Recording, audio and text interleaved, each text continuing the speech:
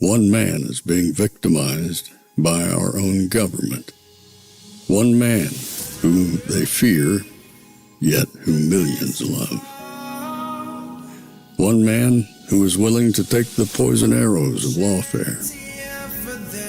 One man whose voice has been taken away by a corrupt judge operating in a corrupt system. One man who has been ridiculed and insulted. One man who refused to back down. One man who refused to back down. One man who refused to back down. One man who stands between us and them. One man that wants to see America protected again. One man who wants to see America prosper again. One man who understands that a man is a man and a woman is a woman. One man who understands and protects the blessing of life. One man who wants to restore American exceptionalism. One man who once again wants to make America that shining city on a hill for all to see. A place where all the people of the world glowingly set their eyes upon. America. One man who unashamedly wants to make America great again. That one man is Donald Trump.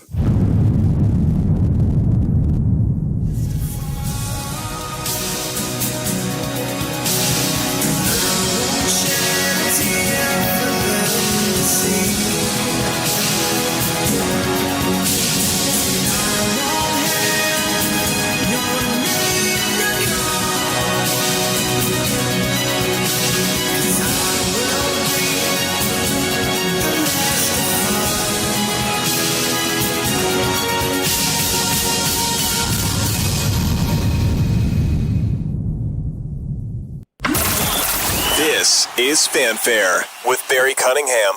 Welcome, everybody, to a Monday abbreviated week of broadcasting. This week, obviously, Santa will be arriving very soon. I believe, I checked the North Pole status report, and he's due here in South Florida in 3 days. So just want to let you know, we're going to be celebrating Santa and the birth of the baby Jesus come 3 days. But today, President Trump decided he was going to call a press conference of sort, make an announcement, and that announcement has something to do with the military, probably Venezuela. I've heard shipbuilding, all kinds of different things, and he's going to be making it from down here, right up the road at Mar-a-Lago. Just want to give you guys a little bit of a hint. Whenever you look on television and they say West Palm Beach, that's not where Mar-a-Lago is. Mar-a-Lago. That's not where Mar-a-Lago is at all.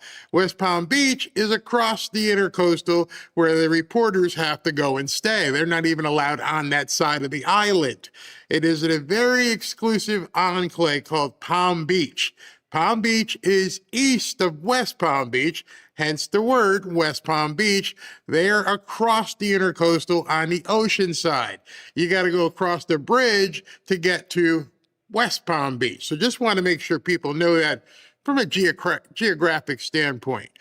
That being said, welcome you guys on in. We're going to have, like I said, an abbreviated week this week. I'm going to be taking Christmas, the day off, and the following day off because Ashley and the kids and the son-in-law will be here. I would say his name, but I don't like to breach people's confidentiality. So the whole family will be here in Boca, and we're going to be having a great time. Going to go see the Dolphins lose again, probably. That just seems to be how things are going, but we're going to have a great time. That being said, first of all, Merry Christmas. And if you're Jewish, Happy Hanukkah. All that other stuff, Festivus, and I don't know, what's the one called? Swastika? I mean, I don't even know what the other one's called. You know what I mean? I should know because I'm black. I don't even know what it's called. Kwanzaa. That's it. Kwanzaa. No Kwanzaa. Festivus sounds like it could be fun, but Merry Christmas and Happy Hanukkah. All right, that being said, President Trump is due to come up at 4:30, so I'm going to jump into the show really quick because I don't want to have to be cut off or usurped in any way, shape, or form. So let me just tell you. Last night or yesterday afternoon, Robin and I went down to the Dolphin Stadium, as we always do when there's a home game. And yes, many of you know we're up in a suite and we're hobnobbing and having. Yesterday we got invited to the owner's suite for brunch, which is basically a sales meeting. Can you pay for next year? I don't know. You guys suck. So I don't know if we're coming back. But yeah. Anyway, you get invited and everybody's there. And you get to meet people. You get to have breakfast. And then they usher you to your suite. And then you gorge on food again. And you're like, I've had too much. And there's also an open bar for those of you, who do that kind of stuff. But I don't drink. But anyway, we're having a fantastic time. And, I looked afterwards on ESPN because they always say what the attendance is. And the attendance, they say, because they count paid seats, was 66,856. There were probably a lot less people there than 66,856 because a lot of people pay in advance for season tickets. They don't show up, but they count the actual tickets sold as their attendance. So let's say there was 55. Let's say there was 58,000 people, plus the people in the suites and all this kind of stuff. And I realized at one point, I turned to Robin as the Dolphins were getting beat up and down the field. I'm like, everybody's having a good time. Everybody up here. I was the only black guy in there, but there were Hispanics, there were whites, there were Jews. And everybody was having a great time. Despite the debacle on the field, everybody was having fun. And then as you look out into the stadium and you see just people having a great time, eating, drinking, having fun. And it's not until you stumble and get home and pick up your phone and get on X, do you realize things aren't as they seem? Things that I'm seeing here aren't what I'm seeing here in real life. And I've told you guys many a time, just look on Friday, Saturday, and Sunday, and things that you're going to see in these stadiums don't indicate what you're seeing on X. Real life is much different, vastly different. And we're riding home and I'm looking at X and I'm like, I just had a great time with 60,000 other people. And this is all I'm seeing and it doesn't make any sense. So I posted this earlier and it says, it just dawned on me. And it literally did. We're doing X wrong, myself included. Change is incoming for me, and I'm going to advocate change for you as well, especially during the Christmas week here. And here's the picture I posted. The picture says, I wake up with a good attitude every day, then idiots happen. And I realized all you see from the left, 100%, without equivocation, 100% of the posts you see from people on the left is negative. Many of the posts from people on the right are negative. And I don't know if I was just driving home and writing and just having a great time and then seeing some of these posts and going, that's not what I saw. Everything doesn't suck. Everybody's not at each other's throats. Life was good until I picked up this thing and started looking at it. And that's when I realized it at that point. The objective of the left is to do nothing but brainwash and gaslight everybody they possibly can into believing that life sucks. You can't afford it. You can't do this. There's nothing you can do. Donald Trump has made it horrible. You can't afford this. You can't afford groceries. You can't afford. And I'm thinking to myself, I was just looking at 60,000 people. And then this morning, I wanted to re-verify my theory. And as I re-verified it, and you can do it yourself, every single, not just some, every single post by anybody on the left and many on the right is nothing but negative. And so I want to pose a question to you. How often do you go to, I don't know, a backyard barbecue? How often do you go to dinner with people? How often do you go to a party where everybody you see is negative? Constantly, incessantly negative. Can you imagine going to a party? Hey, Fred, how you doing today? Oh, you won't believe it. My wife left me. My dog, he's not going to make it. I got fired. Okay, you stay with your country song. I'm going to bounce. It's not real life.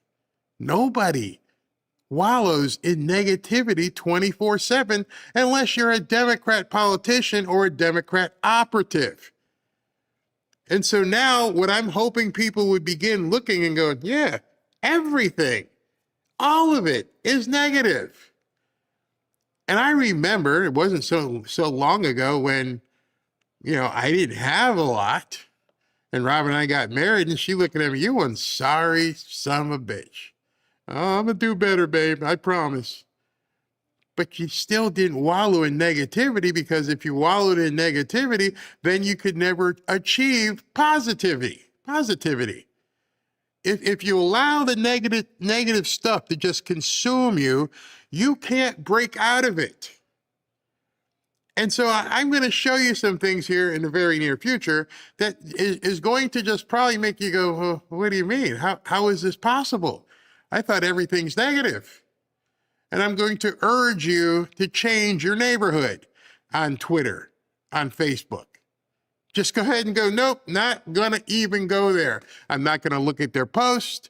Barry's not going to share their post. I'm not going to share their post, because one thing I am now 100% convinced is that it's a psyop to make other people feel bad, and they want people to share their crappy stuff because they indeed make money, while infecting your brain and getting you to think, wow, this doesn't look good. I'm going to show you some things right now that are going to make you, how could that possibly be? What Barry's just showed me, it can't possibly be true. So I'm going to give you, let's call this Exhibit A. Millions are racing home for the holidays. Get this, more than 122 million people expected to travel through New Year's Day. That breaks last year's record. The 1.21 gigawatts of electricity. 1.21 gigawatts! 1.21 gigawatts! AAA anticipating more than 109 million drivers are going to. How could things be so bad? People so broke, nothing's working. Trump's got us into the toilet, and 122 million people are hitting the road. How do 122 million people have the affordability issue of traveling during the Christmas season? When you look at this, and you're saying 122 million people, understand that's basically a third of the population of the entire country is moving 50 miles here or there. I thought everybody was broke. I thought life sucked. I thought, there's no way out of this. We got to lose the midterms because everybody's broke. Oh, it's awful. 122 million people are moving at least 50 miles over the next couple days, going to see relatives, friends, cousins. Who knows where they're going? Bowl games. Oh, speaking of bowl games, I had a guy, a sports writer. I didn't want to put him out there, but he was all pissed off. He was all pissed off because he wants to go to the Cotton Bowl and watch the Miami Hurricanes play against, I think it's Texas. No, not Texas A&M. I forget who they're playing, because Notre Dame's not playing, so I can give a crap. And he was mad because he inquired, hey, I'm Big Joe sports writer, what you got to hook me up? And the reply was, well, we got $200 tickets in the nosebleeds, and we got like $150 tickets in obstructed view seats. And this is a major sports writer. And I'm thinking, if it's $200 for the nosebleeds in the Cotton Bowl, what must the tickets be for everybody else? So when you're turning on a TV this weekend and you're watching the Cotton Bowl and you see 70 or 80,000 crazy people in the stands, understand these people paid probably $500 to $5,000 or more per ticket. How can it possibly be? It's everybody's broke. Nothing's working. The economy sucks. Well, where are those 122 million people going? I know if I was broke, I'd be like, Robin, Trump screwed up. We can't do anything. No presents, not going anywhere. Like, we can sit here and hope the TV and electric stays on, but ain't not much we can do. Love you. But no, 122 million people are hitting the road. There are going to be bowl games and playoff games and pro games this weekend, and the good teams are going to be sold out.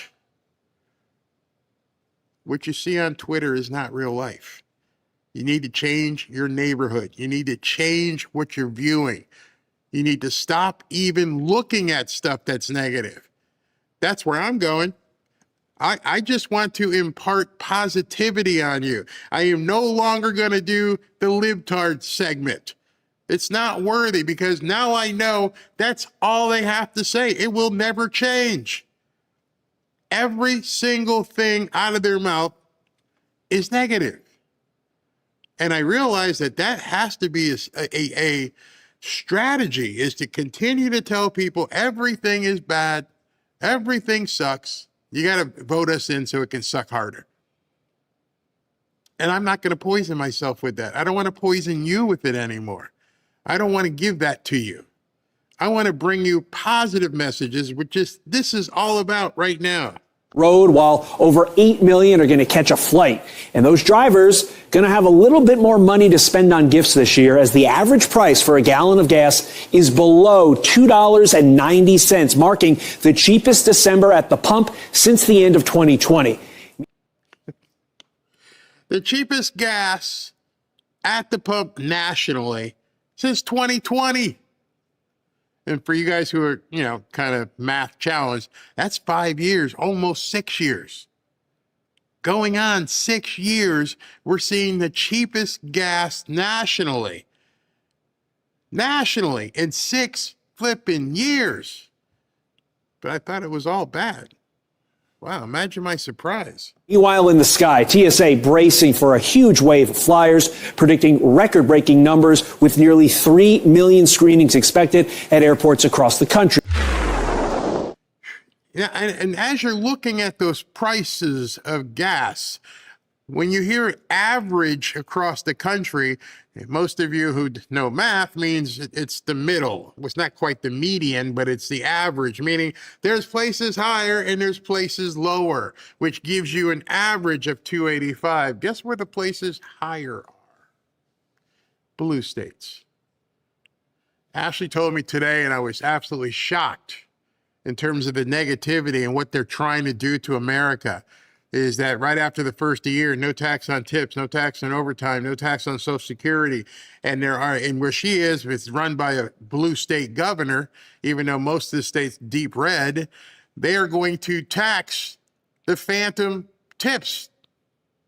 Meaning, although you get no tax on tips, pump your brakes, we're going to take it. And I'm thinking to myself, they are artificially imposing negativity.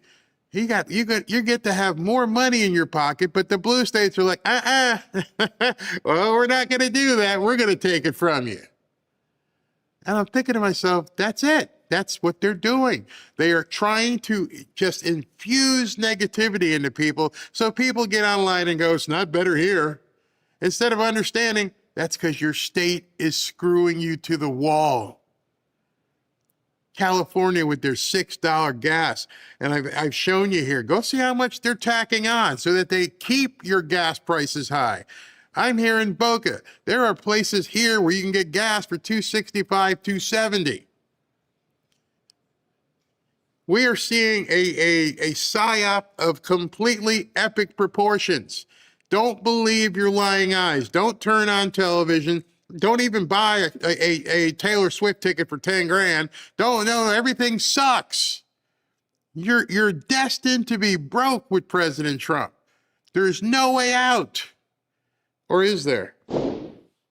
The Trump White House says more economic wins are on the way. That's good news, and soon. Now, how soon is the question? The latest Fox polling showing most Americans are unhappy with the economy, but there's a flicker of optimism with approval ticking up slightly. Okay. Understand you just saw that last slide, which was from today, and it showed 123 million people traveling 50 miles here or there. But then you look at this chart, wait a second. 76% of people say shit's bad. The economy's horrible. Well, if a third of the country is moving 50 miles here or there for Christmas, if every stadium is packed, who the hell are they polling? The numbers don't be numbering. How can you have 3/4 of the country saying, it's not that good, yet I walk into a stadium with 60,000 people and everybody there is having fun, and I know what they paid for their tickets. They're having a blast. Robin and I met a guy who was celebrating his 42nd anniversary. They had a nice cake brought in, and it was carrot cake, but it had too much sugar, so she wouldn't let me eat it while she was gobbling it. I can't have no cake? No cake for you. And one of the attendants came over and go, yeah, he's from Monterrey, Mexico. I see him here every week. Oh yeah, he flies in every week to come to the games. Well, who are those people? Those are his relatives who live here. He owns 10 tickets. I'm like, wait a second. He flies all the way in every single game with 10 of his family members here, and then he's been married 42 years, and we're celebrating his anniversary. Are you kidding me? Oh, but when you don't see him, his wife is from California, and they fly out to the 49ers games. I thought everybody was broke. I turn on TV and I turn on X and everybody's broke. And this dude's flying all over the world to watch a football game with 10 of his family members.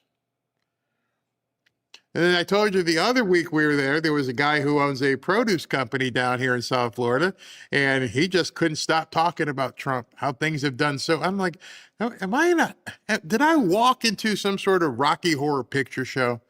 How can things be that bad for so many people, yet everywhere I turn, everywhere, people smiling and happy. Something doesn't jive here. You have to realize that, Barry, it's different where you are. It's not just here. People, I know there are some people, quote, hurting, but I don't know many people who are despondent. I know people who are hurting, not doing as well, but I also know they are improving their lives. See, there's a difference. The Democrats try to paint it as though there's no hope. You're done under Trump. There's nothing you can do. When we can visibly see the economy getting better.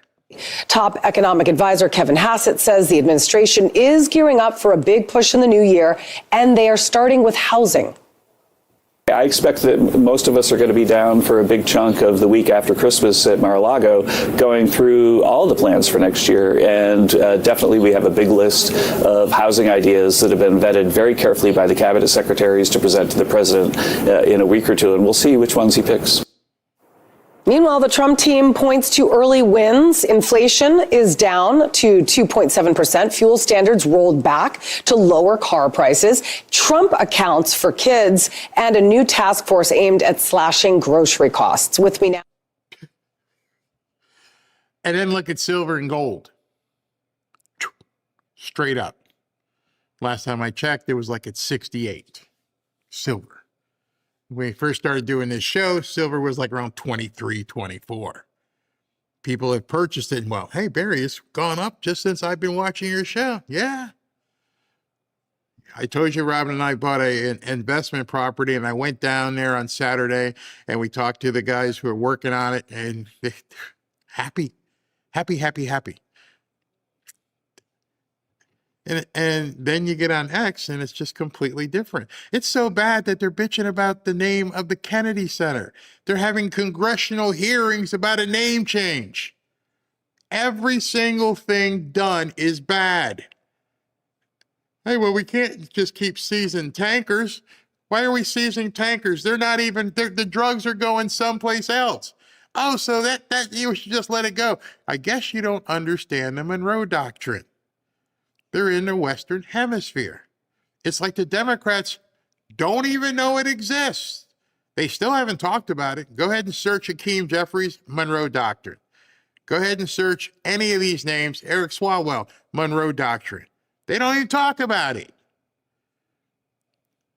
That's when you start realizing, stop. Stop letting these people into your life. And when I say lives, stop letting them flow into your stream.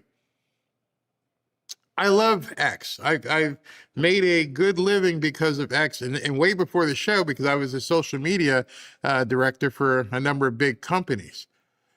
But something has changed. Something has changed drastically, where all they're trying to do, and some people on the right, is to get you to look at their stuff, and they will say the most outrageous things ever, even if they're not true, so that you, oh, look how stupid so-and-so sounded. Well, so why'd you send it to me? If you thought so-and-so sounded stupid, why'd you send it to me? Well, Barry, you post stuff and say so-and-so. I know. That's exactly what I'm saying. I got sucked into it. Got to change. We have to change up. The last thing I had posted was some guy who was running for Senate who was bitching about his Obamacare going up. I'm like, dude, you're running for Senate and you need subsidies? There's something really wrong. And so it's going to take some cold turkey analysis of myself going, okay, don't share that. Don't share that, because we know what they're saying and what they're trying to do. And so I feel at this point, what we have to share, at least what I'm going to be sharing, is positive messaging. It's not like I'm sticking my head in the sand and don't believe there's negative stuff out there. There's plenty of negative stuff. But real negative stuff, not the crap that these politicians and influencers are posting. Real negative stuff, meaning, yeah, today they let the Maryland man out of jail again. That's just news. They say he can walk around free. That's just news. It's not something that Adam Schiff said, or what's the other guy, Adam Kissinger, and everything they're talking about today about boycotting Paramount because they wouldn't let anybody run the 60 Minutes hit piece on Trump. We don't even need to see that insanity. News is news. Opinion and inflection, you're going to have to take your time and back up from it, because I see a lot of you guys say that too. I asked a question today. Checking the time. I asked a question today because somebody on the right said, yeah, here we go again. It's the statute of limitations runs out on the J6 hoaxers and nobody's been arrested yet. And I just asked a simple question because I'm over it. And the simple question was, what crime did they do? Don't get me wrong, it's bad. I know what they did was horrible. I know how they railroaded people, but unless you can, what's the crime that we can charge them with and get them convicted on? No hyperbole. So why are we focusing on that stuff? See, because I think people know it's red meat and they throw it out to you. Oh yeah, these J6ers, what's her name? Liz Cheney. What are you going to do? How does that change your life? See, I want to focus on things that make my life better. I want to make things that make Robin's life better and Ashley's life better and the kids. I want to focus on those things, the guys who work for me and the painters and everybody. I want to make their lives better.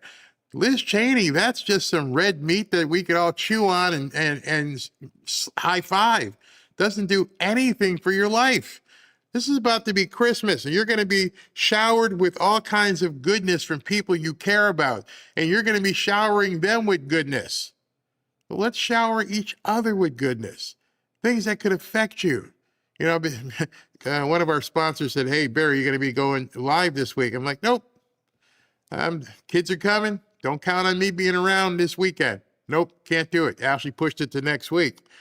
And, you know, I heard that Glenn Beck's taking 2 weeks off. And they're like, you know, just why talk about negative stuff, especially with all this going on?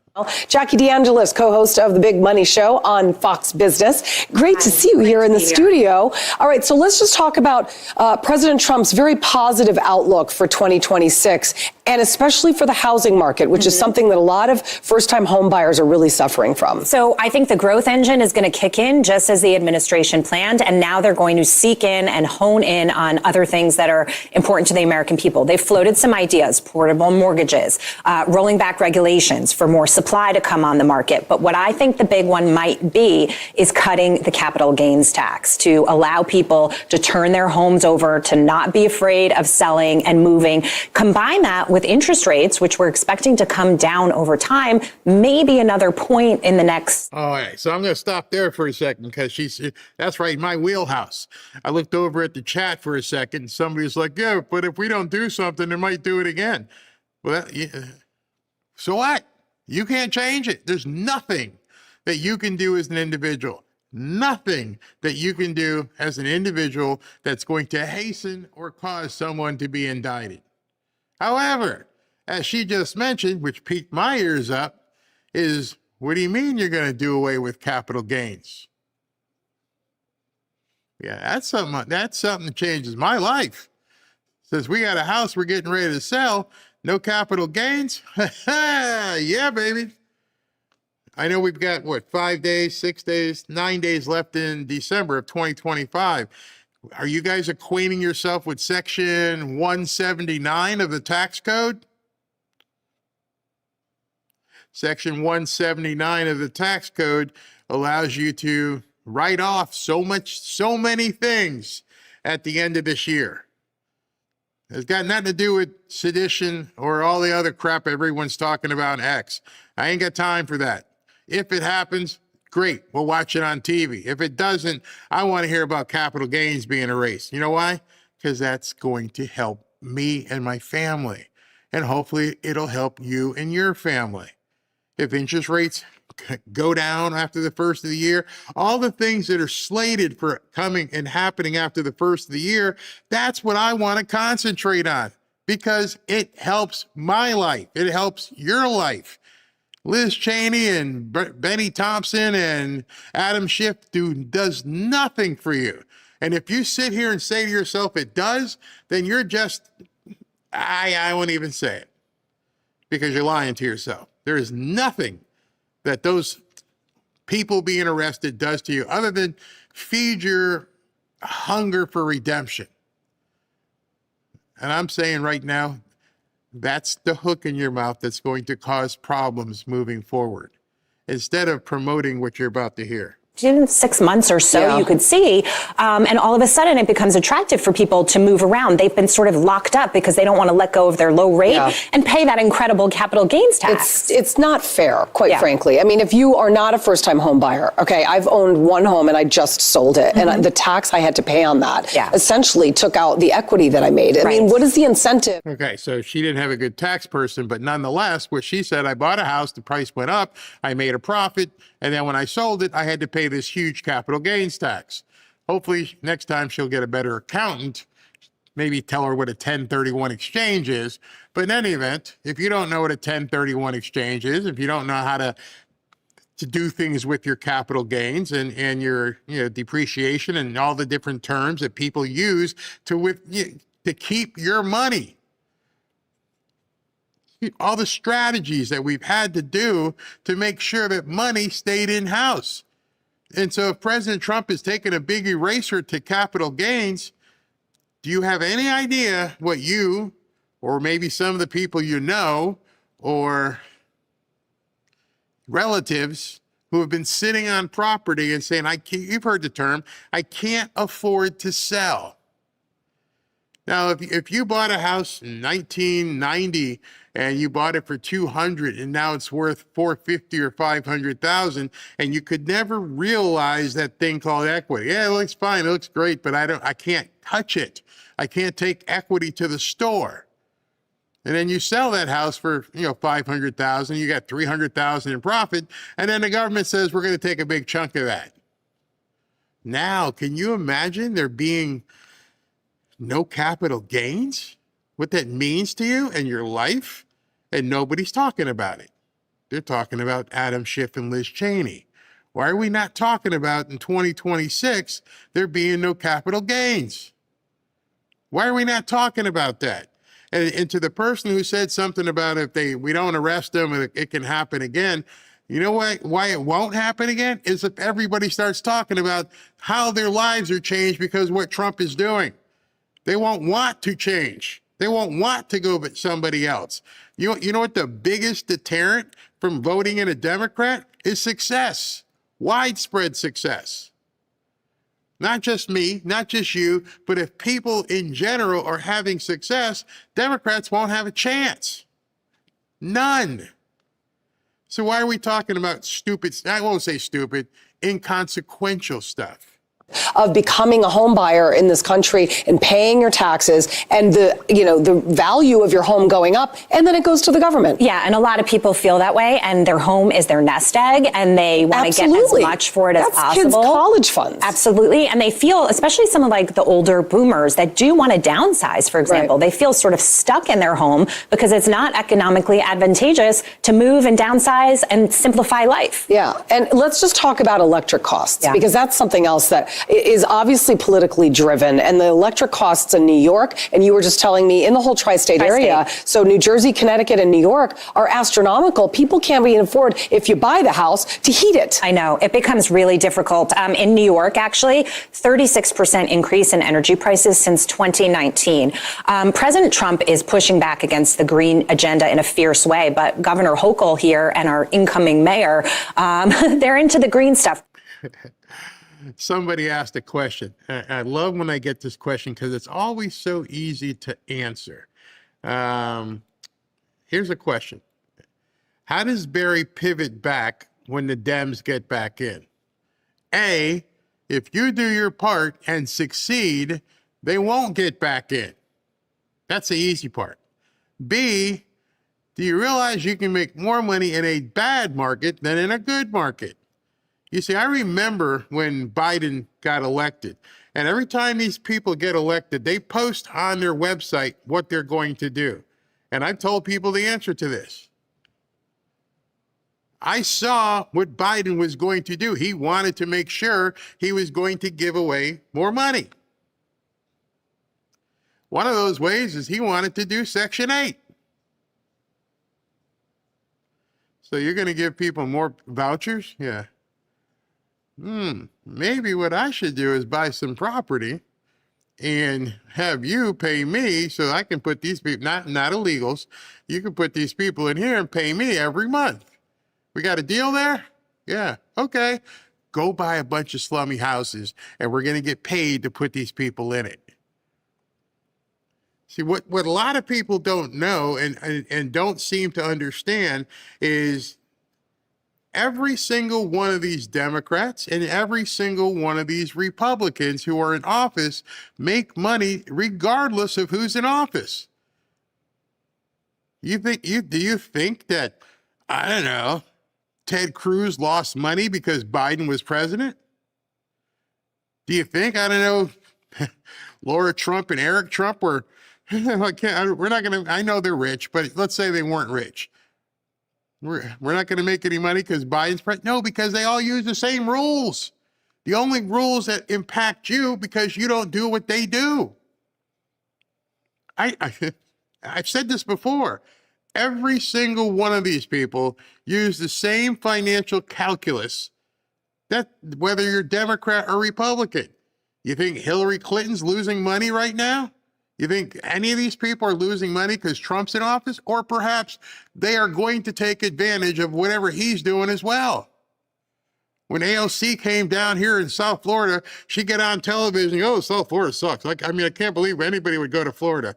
Hey, did you book the hotel room yet? Maybe people won't see us on South Beach. You know, Ron DeSantis, we got to stay away from. And there she is in Florida. She just spent, a week in South America going to the Bad Bunny concert and spent like 50 grand. She doesn't care. The problem is you're brainwashed. The gentleman or woman who asked me, what are you going to do when things pivot? The same thing. That's when you have the ability to prosper fully, because you have to be able to pivot and do what they want you to do, and then take advantage of the tax laws and things that they are going to allow to continue. I know that bothers some people. Like, wait a second, Barry, I was in Section 8 long time before Biden got elected. I told you that before. I did that when Obama got elected. I know, and they called me up and they shipped me. I remember getting this chart, and it said, hey, here's what we're going to pay you if you put Section 8 people in these zip codes. All right, I guess that means we need to buy houses in that zip code. Guess what? The checks came every single month, like clockwork, right into the account. Boom, boom, boom.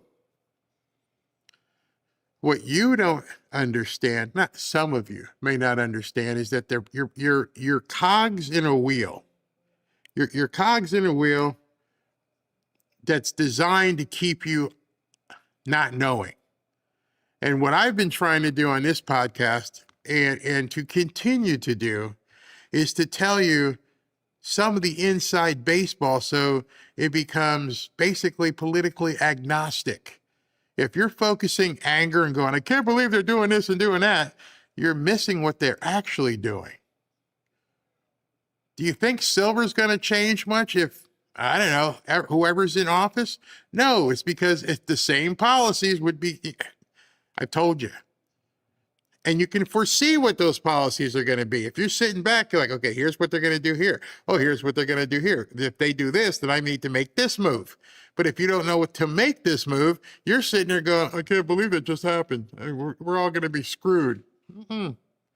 There are going to be a lot of people making money regardless who's in office. But to make sure we have our guy in office, the way to do that is to share profusely this kind of information. They're backing off too, because how can you speak to people who elected you, for example, Mamdani, on affordability and keep electric prices high? So Hochul is looking to take back that rule that new building needs to ban gas, for example. We're talking about a natural gas pipeline that she wanted to ban, possibly being able to move forward. So the Democrats are starting to realize their policies are backfiring on them. There's only so long that can work. And you've got a president who's really serious about this and will say, listen, you don't do the right thing, I'm going to pull your funding, and he will do it. They know he will, but I'm glad to see that Hochul's finally coming to her senses. But see, that's just it. She's not coming to her senses. There is no coming to your senses when you're talking about moving one way or the other politically. There are people in her ear. Hey, man, you can't do this. You cannot do this because it's going to affect us negatively. Hey, Mamdani, I know you got some ideas, but not that one. Nope, not going to do that one. Why? Because it's going to affect too many people negatively. And once you have that scorecard in front of you and understand, oh, I can see what they want to do versus what they're going to do. And usually when the moves that they make, and this is, I want you to be clear on this. The moves that politicians make negatively are to hurt you. And what I mean by that is you who don't know. The moves that they make that affect you negatively, you don't affect people up here. Okay, well, I'll just move and do this. I'll just do this. And what I'm trying to share with you is understand where you need to go.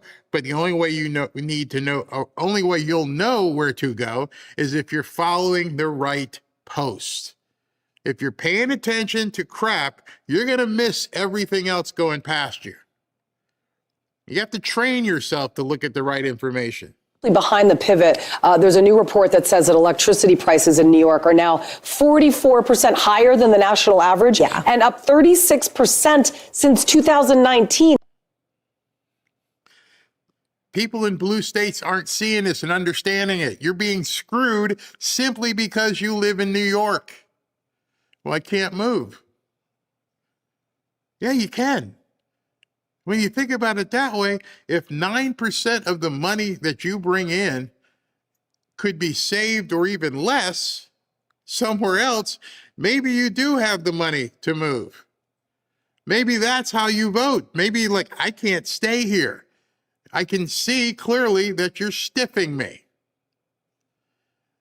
But you don't know if you're not looking. That's why I told people start looking at your own gas prices. See the taxes on per gallon. And meanwhile, in California, Governor Gavin Newsom is losing ground in a high-stakes fight with President Trump over electric cars.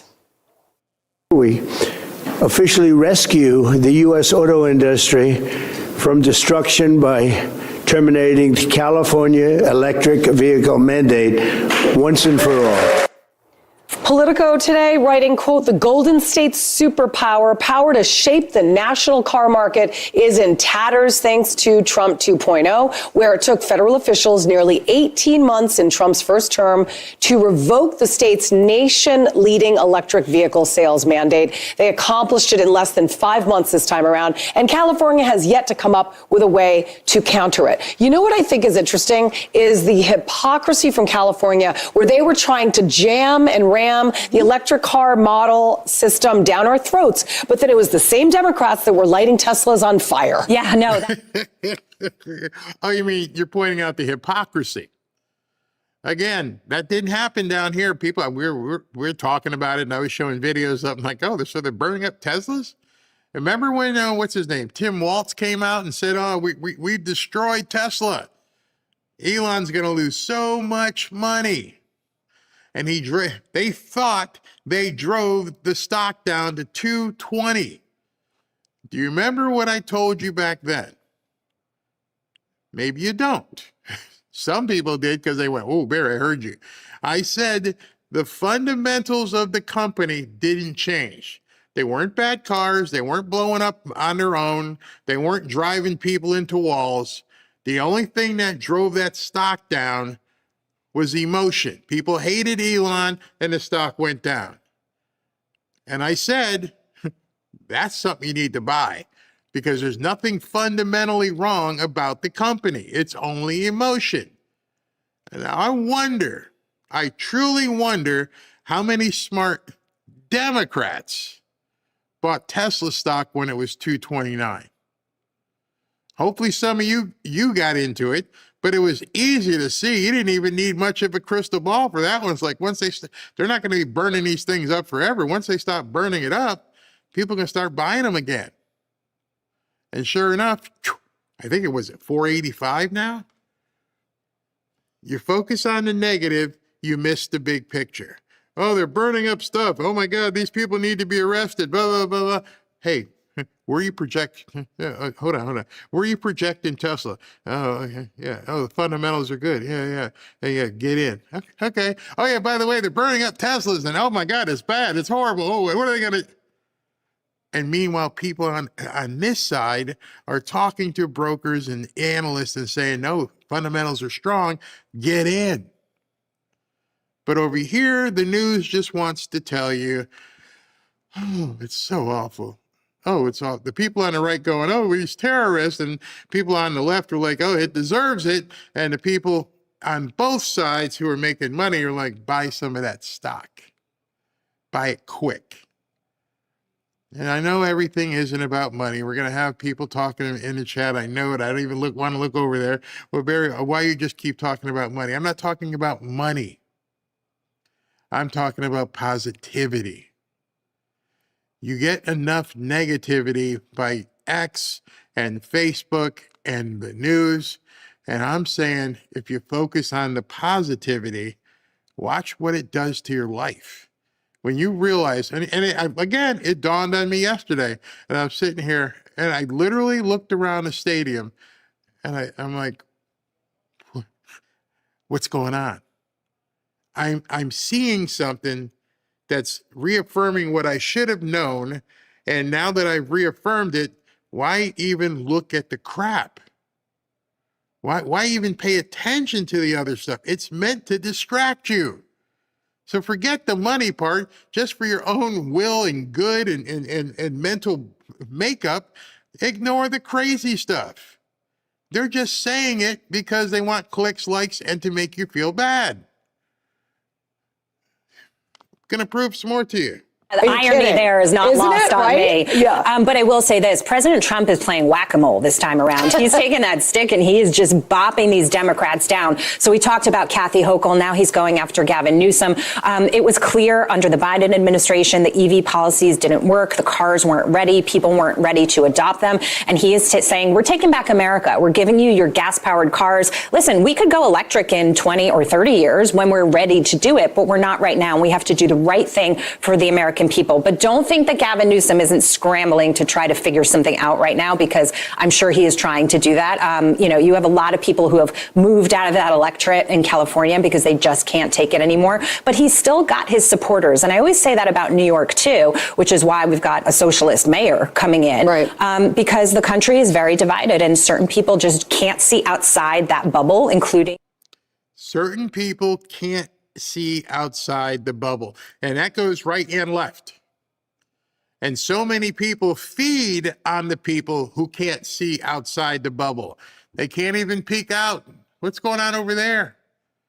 Because you're mired in it. You're seeing it all day. You're scrolling. I think they call it doom scrolling. And today was worse than I've ever seen it. Every single post by every single Democrat was nothing but negativity. Boycott this. This sucks. Don't do that. The Trump Kennedy Center, we got to go ahead and protest this. The handmaid standing out front of Trump Tower. I'm like, why am I paying any attention to this? That's when I realized, and I posted my thing, is like I was having a great day until idiots showed up. And the idiots were basically invited in by me. I chose to look at this stuff, and as I'm scrolling, it's pissing me off. And then I look at some people on the right, and they're doing the exact same thing. At which I said to myself, not today, Jesus, Satan. I don't pray to Jesus. This is the birth of Christ we're getting ready to celebrate. I want positivity all the way around. I want you to be able to look outside the bubble and just go, wait a minute. I could stay mired in this, or I could do something. I could try to do something better. And I just want that for you. I mean, is that bad? Is that bad to just say, guys, ladies, think here, not here. All that other stuff, as sucky as it is, the January 6th hoax and Tina Peters and all that, yes, I have empathy. It sucks. It doesn't help my grandson and granddaughters for me to be mired in this stuff. My grandson and granddaughters, sorry, Ashley, kind of push you to the side a little bit, expect me to say, what can I do? What do we do here? How do we do this? What can I impart upon you? And so this weekend, when they're here and they're going to come down to the game, I'm going to show them and say, look, this is what hard work can get you. And this is what these people are enjoying. And this is what's afforded to you if you put your nose to the grindstone, do what you need to do, and then sky's the limit. And then look out here. It's not bad. Everything's fine. Everything is fine. You know what it costs to park at the Miami Dolphins? There are people who pay, $50, $60, $100 to park. Yet, but we're told everything sucks. Democrat leadership right now, and they will fight. Don't expect them to roll over. Yeah, I just think there's just such a disconnect between the Democratic mayor, the governor rather, in California and reality. Yeah. Because electric cars are not cheap. No. And not only that, they're a pain. I'm sorry, but every time I get in an electric car with somebody, we have to spend 30 minutes at a charging station, and I'm already late all the time as it is. I don't need the. And let's not talk about the subsidies and all the money that we threw at that we could have done other things with to help people in and this the fuel country. Prices are now at an all-time low. It's amazing. Why would you want an electric car when you can get fuel for $2.85, I think is the national average? The president has done incredible on gas and expect those prices to come down more. Gavin Newsom needs to kiss his EV car ideas goodbye. It needs a kiss of goodbye for sure. And many of you need to kiss some of the stuff that you look at goodbye. I mean, make a commitment. I mean, maybe some of you can't look away. It's like going past an accident and you got to see it. But right now you can look up, just scroll, and you're going to see this sucks, that sucks, that. I don't know why you want that in your, why you want to bring that garbage into your mind. And I just thought this would be a perfect week to look away. A perfect week to say, you know what, I'm going into 2026. I'm going to do my own type of New Year's resolution. I'm going to go on a negativity diet. I'm going to keep the negativity to a minimum so I increase my positivity and my prosperity. Maybe if people took a step away and realized that, you don't have to live this way.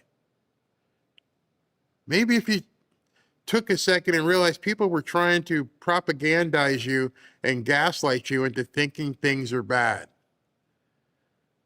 You know, somebody reached out to me on X because they hate when I talk like this. And they're like, well, Barry, it must be easy for you. Easy? That's what losers say because they think it's easy. Instead of actually joining us and doing the hard work so you can call somebody else, it was easy. There ain't anything easy about life. Unless you're going to walk into 7-Eleven and buy a lottery ticket, there is no easy street. And so every time somebody goes, it must be easy for you. No, it's not easy. I could be home. I could be hanging out with Robin and the dogs, getting ready for this weekend. But I'm here because I'm trying to tell people, look at certain things. Look at a Section 179. Look, I just had to look away because the feed just came up. Look at Section 179. Understand what's happening. If you don't know what capital expenditures are, if you don't know the different things you can do, if you don't realize now what President Trump's going to be doing in 2026, maybe now might need to be that plan. Maybe I've told you many times I've gotten on that train. Maybe you need to get on a train mentally and say, you know what am I going to do in 2026? All right, the feed is up. Looks like they're going to be talking about submarines. This is going to make people scream. SV sent me this. It looks like it's dead on. SV said, just in, President Trump is unveiling the Trump-class battleship with the Navy, which will be part of his new Golden Fleet. And the first ship's name is the USS Defiant, per the Wall Street Journal. Absolutely epic. The Democrats are going to lose it. Oh, they're going to lose it for sure. And here you can see, which one can I show you? What number is this? Let me show you this real quick. This is what they have posted right now for they're getting ready for the press conference or statement. And they've got 1, 2, looks like maybe 3 different boats lined up here at the podium. And each one says, that, you know, they're Trump class, the US, and I can see the name, the USS Defiant. So that is going to be what this is about. It's going to be about the USS Defiant. And it looks like it's going to be some good news for us to talk about. While we're waiting for that, let me go ahead and talk to you really quick. about something I'm using, and it's working out very, very well for me indeed, and that would be kimchi. Did you know that the U.S. life expectancy peaked at 78 years in 2014, and global life expectancy is declining for the first time in 30 years because people are aging faster than ever before, and this is due to more toxins in the air and chemicals in our soil and in our food, and other external factors that are new to us. What most people don't know is that we can actually fight aging on a cellular level. And I want you to see that. There's been some studies that have come out about being able to fight aging on a cellular level. Scientists have discovered that kimchi actually slows the aging process of human cells, helping protect them and delay aging at the cellular level. The power of nature can often outweigh the power of pharmaceuticals without the nasty side effects. And now you can get all the benefits of kimchi in a single, simple capsule with Kimchi One. Each capsule delivers over 900 probiotic strains plus antioxidants and enzymes that support your digestion, metabolism, and your skin health from the inside out. As we age, we become more susceptible to microbial threats, and Kimchi One is a natural antimicrobial, helping your body fight off harmful bacteria, viruses, and even toxins, while boosting immunity and energy. Best of all, Kimchi One is 100% made in the USA, all natural, non-GMO. It supports your gut, protects your cells, and helps you feel younger every single day. So you can get Kimchi One from Brightcore. If you go to this link, if you go to mybrightcore.com/Barry, you can get there. And today you can get an exclusive offer by clicking the link in the description. Use the code Barry for 25% off your entire order. Or for an even better deal, call my friends at Brightcore for up to 50% off your order and free shipping. Give them a call now at 888-418-6738. And you guys know we've had so many interviews with Kim. Things are going very well with her.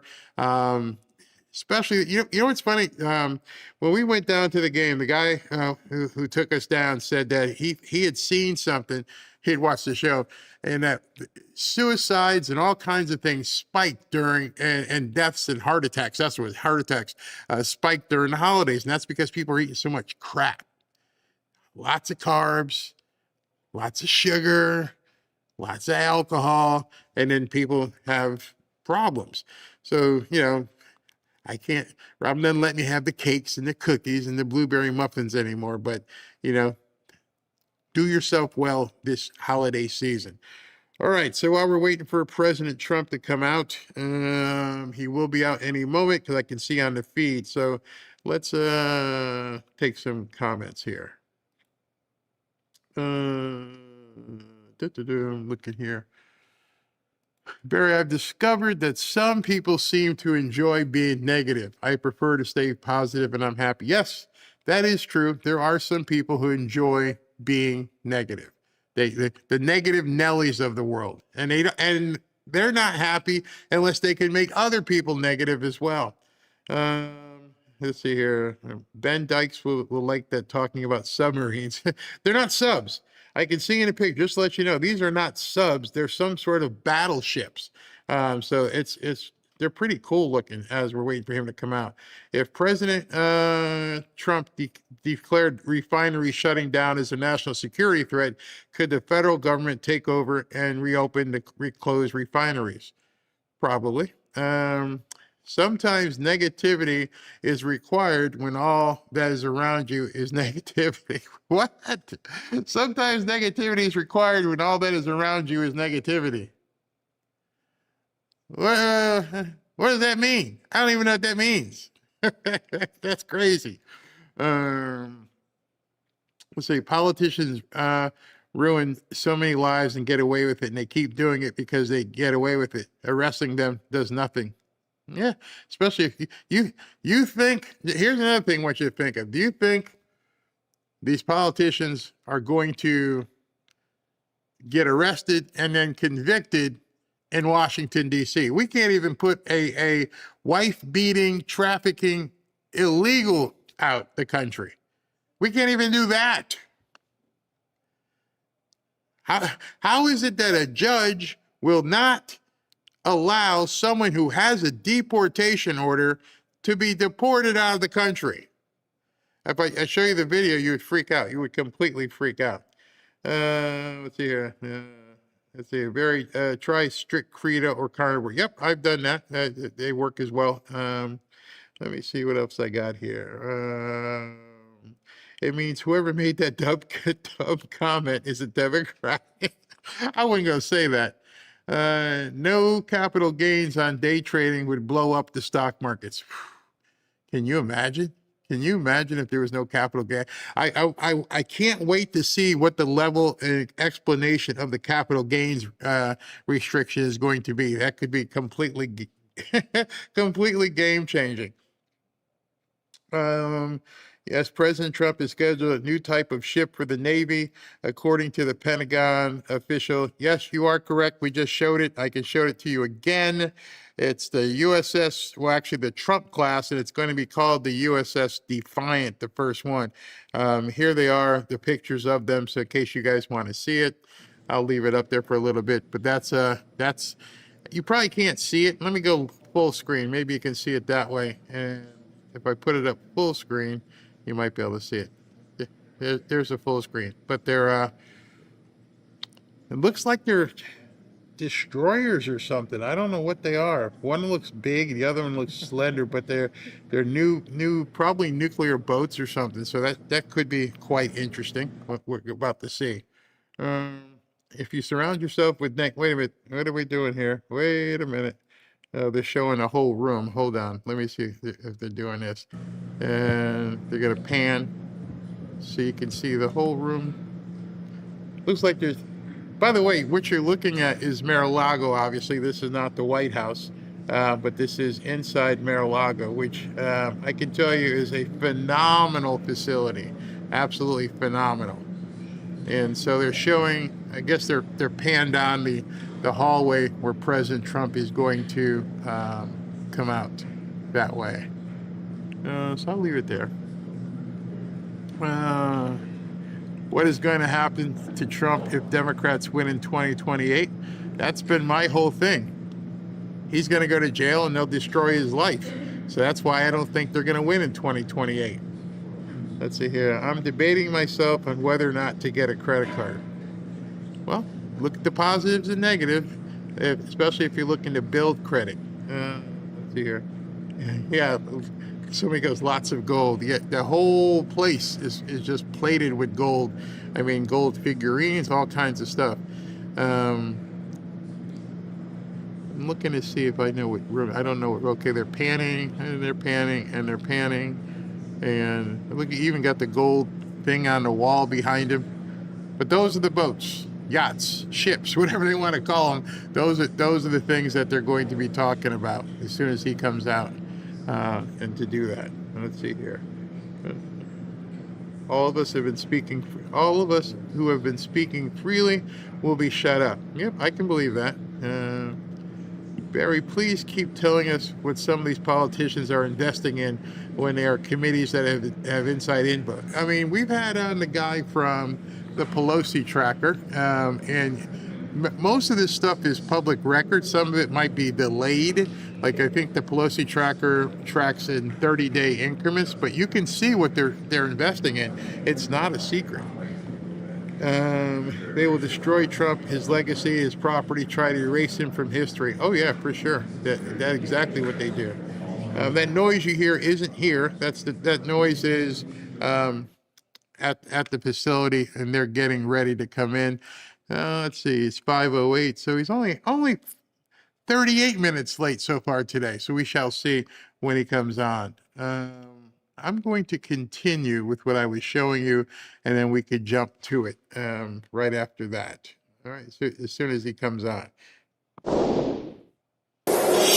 Welcome back to Money Movers. Retailers bracing for the final stretch of the holiday shopping season. This year is expected to be a record period for retail sales, according to the NRF, with spending expected to exceed $1 trillion for the first time. The 1.21 gigawatts of electricity. 1.21 gigawatts! 1.21 gigawatts! NRF also confirmed. Somebody said that to me. Oh, I'm going to use it. 1 trillion. 1 trillion spent during the holiday season. I want you all to sit back right now. I want you to think to yourself, people spent $1 trillion over the holiday season. Let that sink in and ruminate, because there's no way we could have 112 million people traveling. There's no way holiday spending would be $1 trillion for the first time ever if what the Democrats say is true. The actual numbers don't lie. People lie. And you probably won't see that anywhere. I challenge you to find any Democrat who comes out, oh, it's been amazing. We've spent $1 trillion for the first time in history over this year's holiday season. That should tell every single one of you right now, I'm done. I am done. I am not listening to these morons anymore. 122 million people traveling 50 miles or more, and we have spent, as a country, $1 trillion retail dollars. Here comes President Trump. What? I will let you think about that while you're waiting for him to talk here, because $1 trillion. That's with a T. Beautiful. Wow, it's beautiful. It's the first renderings of what we're doing. So I want to wish everybody a big hello and Merry Christmas and welcome to Mar-a-Lago for this exciting announcement of the new Golden Fleet. We're calling it the Golden Fleet that we're building for the United States Navy. As you know, we're desperately in need of ships. Our ships some of them have gotten old and tired and obsolete, and we're going to go the exact opposite direction. We're delighted to be joined by Secretary of War Pete Hegseth, who's doing a fantastic job, and Secretary of the Navy, John Phelan. Marco Rubio is here, who gave a great few words toward the end of last week. He spoke for a couple of hours on what a good job we're doing, which is true. As Commander-in-Chief, it's my great honor to announce that I have approved a plan for the Navy to begin the construction of two brand new, very large, the largest we've ever built, battleships. You know, you used to build the Iowa, the Missouri, the Wisconsin, the Alabama, many others. We had big battleships. These are bigger, but they will have 100 times they'll be 100 times the force, the power, and there's never been anything like these ships. These have been under design consideration for a long time, and it started with me in my first term, because I said, why aren't we doing battleships like we used to? And these are the best in the world. They'll be the fastest, the biggest, and by far 100 times more powerful than any battleship ever built. So if you look at the Iowa, the Missouri, Wisconsin, Alabama, and others, but they were similar in size, some a little bit bigger than the others. But if you take the biggest one, it's 100 times more powerful. They're longer by a little bit, but and they're bigger. They're bigger ships, but they hold much more. They use the word lethality. Battleships are the largest, sturdiest, and most heavily armed vessel built specifically for naval combat. While America has built many new warships over the years, they've tended to be smaller and much smaller, and not conducive to where we are and where we're going, and peace through strength. But including, we've been building aircraft carriers. We're going to be upping that also. We're going to be going to a superior aircraft. We have the Ford class. We're going to be upping that to a different class of aircraft carrier. And we haven't built a battleship since 1994. These cutting-edge vessels will be some of the most lethal surface warfare ships. They will be actually the most ever built other than our submarines. We have submarines which will have, in many ways, even more lethality, and we have many of them under construction. Each one of these will be the largest battleship in the history of our country, the largest battleship in the history of the world ever built. And again, it's 100 times more powerful than the previous Iowa class, it's called. Those are the big ones that you'd see on a show. Victory at Sea. I don't know if anyone's seen Victory at Sea, but it was a classic. They'll help maintain American military supremacy, revive the American shipbuilding industry, and inspire fear in America's enemies all over the world. We want respect. We're going to have it. We already have it. We're more respected now than we ever were. A year and a half ago, they laughed at us. Now they respect us again at levels that they've never respected us. We envision that these two ships, we're talking about 10, but we're going to start with 2, and we're going to quickly morph into 10. And ultimately, we think it's going to be anywhere from 20 to 25 of these. But we're starting with the first 2 immediately, and we're going to then be very quickly involved with, I think, we're going to do another 8. And then we're going to ultimately and pretty quickly have a total of about 20 to 25. We'll make that determination. We envision that these ships will be the first of a whole new class of battleships to be produced in the years to come. From Theodore Roosevelt, the Great White Fleet, you remember that, the Great White Fleet, to the legendary USS Missouri, whose massive guns helped win World War II.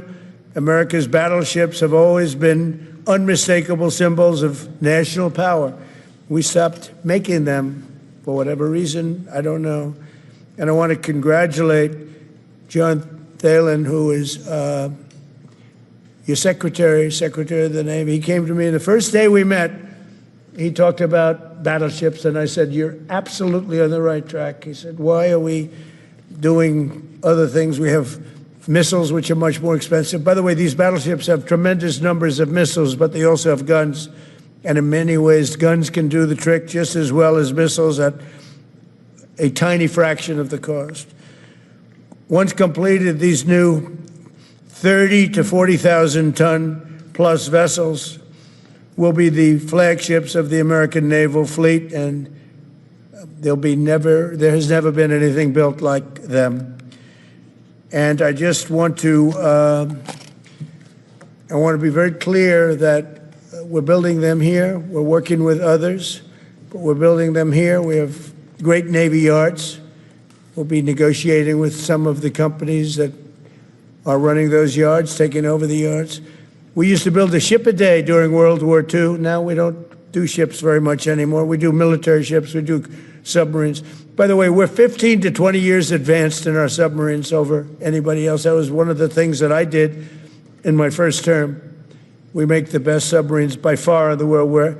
We're at least 15 years advanced ahead of anybody else in submarine development. Most powerful, that's right, the most powerful weapon anywhere in the world, undetectable. So the battleships are going to be armed just in terms of guns and missiles at the highest level.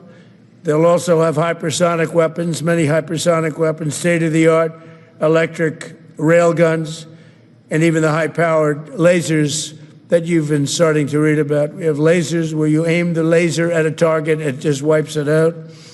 We're going to have, they'll be the most sophisticated lasers in the world, and the most sophisticated laser in the world will be on the battleships that we're building. They'll also carry the nuclear arms, sea-launched cruise missiles currently under development, which will be instituted pretty quickly, but they're under development, and they've proven to be extremely lethal. The U.S. Navy will lead the design of these ships along with me, because I'm a very aesthetic person, alongside our partners in American industry. And we're going to have Pete Hegseth and Marco and a lot of very talented people involved, but a lot of it's already been done. We've been doing this for months. The construction will create thousands of American jobs. We're going to have the jobs be created. I mean, already we have factories being built unrelated to this, although AI will be a big factor when it comes to these ships. They'll be very AI controlled. Today's announcement is yet another step in our mission to make the United States Navy stronger than ever before. Again, when you talk about 100 times the power of these massive ships that we had years ago, it's pretty amazing. And next week, I'm going to meet with the defense prime contractors. I'm going to meet with them here, Florida. And we're going to be talking about production schedules because they're too slow. We have many countries, allies, that are wanting to buy. We make the greatest equipment in the world by far. Nobody's even close, but they don't produce them fast enough. So we're going to be meeting with them to talk about the production schedules. We're going to have strong production schedules. And the only way they're going to be able to do that is to build new plants. Even with the F-35, we have many people want the F-35 fighter jet, and it takes too long to deliver them to allies or to ourselves. It takes too long. The only way they're going to be able to deliver them is if they build new plants. They don't want to build new plants because that's expensive. So we're going to be discussing production schedules. We're going to be discussing CapEx spending. We'll be discussing the pay to executives where they're making $45 and $50 million a year and not being able to build quickly. They're going to make that kind of money. They have to build quickly. Again, we make the best equipment in the world, but they don't make them fast enough. And we're going to be also discussing dividends. We want the dividends to go into the creation of production facilities. So we'll be talking about all CapEx, dividends, and the pay. We're also going to be talking about buybacks. They spend so much money on buybacks. They want to buy back their stock. I don't want them to buy back their stock. I want them to put the money in plant and equipment so they can build these planes fast, rapidly, like immediately. I mean, I have sold more planes than any president by far, times probably 20. So every time I go someplace, I sell 100 planes. That includes commercial planes, Boeings, et cetera, but it also includes fighter jets. And I'm always having to say 5 years, 6 years, 7 years, helicopters, Apache helicopters, many years. India bought them. They want to get them. They don't want to wait a long time. So we don't want to have executives making $50 million a year, issuing big dividends to everybody, and also doing buybacks. And then they say, well, we don't have the money to build a plant. They got to build plants. Plants to make F-35s, plants to make helicopters, plants to make the F-47 new jet. And that's it. And that's what I'm going to be talking to them about. They're going to start spending money on building airplanes and ships and the things that we need, not in 10 years and 15 years. We need them now.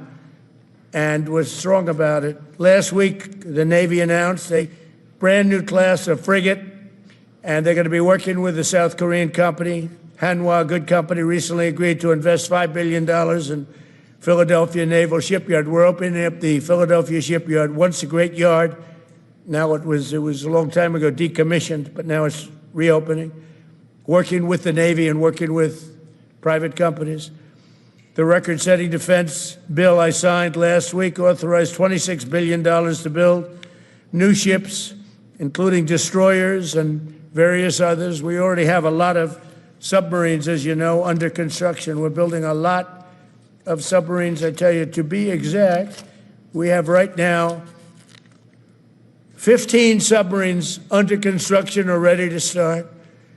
And we have, again, the greatest submarine in the world with our technology, like they talk about chips. Well, I would say submarines are a bigger deal than chips. We're at least 15 years ahead of any other competitor. China, Russia, nobody can come close. We're also building right now 3 large aircraft carriers in addition to the ones we have. And we have, actually, interestingly, we have a lot of submarines. How many submarines do we have now altogether, approximately? Huh? What? Over 30. We have over 30. But these are the super-duper subs, and there's nothing like them. So we're going to be doing from 12 to 15 brand-new submarines. We have a couple of other things going on. We'll be building other elements of Navy. We'll be fixing up headquarters. We'll be fixing up places for our great sailors to live. and we're going to be working very hard with companies, but we're also going to be penalizing companies that aren't doing a good job. For instance, when they built the Ford, Gerald Ford, the cost overruns were ridiculous. That was done in Norfolk, Virginia. We're going to be talking about that with that company. The cost overruns were out of control. In World War II, the United States built upwards of 4 ships per day. Can you believe it? 4 ships a day, on average. And now there weren't all big warships, but there were ships, freighters, tankers. And it's a tragedy that we allowed this incredible capability to just go astray. We don't do that much anymore. We do build our warships, but that's about it. But that's a lot. We're going to restore America as a major shipbuilding power. We're going to ensure the USA is the most powerful fleet anywhere in the world, and long into the future, with battleships helping lead the way, and the submarines that, again, nobody competes with us on submarines. So I just want to thank everybody, and I'd like to ask Secretary Hegseth to say a few words, followed by the Secretary, but if you would, Secretary of the Navy. But Pete's doing a fantastic job. By the way, we have drugs are down 96.2% coming into the United States. 92.6 by sea. And soon we'll be starting the same program on land. Land is much easier. But every one of those boats that we knocked out saved 25,000 lives. So we saved 25,000 lives every time we knock out one of those boats with the drugs pouring in. And you just have to see it. It means people say, oh, gee, do you think it was really drugs? Well, just take a look. Bags all over the place. That's not fishing equipment. There's no fishing rods on those boats. They move fast. When you see a boat with 4 engines or 5 engines on, going 40, 50 miles an hour, well, they get hit. We save 25,000 lives every single time we knock out a boat. And it's over 96% stopped by sea. We're trying to figure out who the other 4% are, frankly. And we're going to have the same success, but even quicker, because it's much easier on land. If they want to come by land, they're going to end up having a big problem. They're going to get blown to pieces, because we don't want our people poisoned. 300,000 people died, probably last year, 300,000. A lot of people say it was 200. Somebody said last night, it was only 175,000 people. That's like 3 stadiums, big football stadiums filled up with people died. But I think the real number is 300,000. We're not going to have that anymore. So we're doing a great job, and we enjoy doing it. Our border is secure. Our country is strong. Trillions of dollars is coming into our country from other countries and companies. They're building factories and plants, including auto plants, all over the United States of America. Without tariffs, they wouldn't be doing anything, although they were very happy with the November 5th election.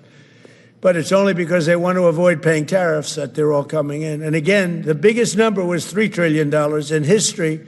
That was China many years ago. Now it's $18 trillion, and that's just in 10 months. We think we could hit $20 trillion. That's investment in the United States, including plant and equipment.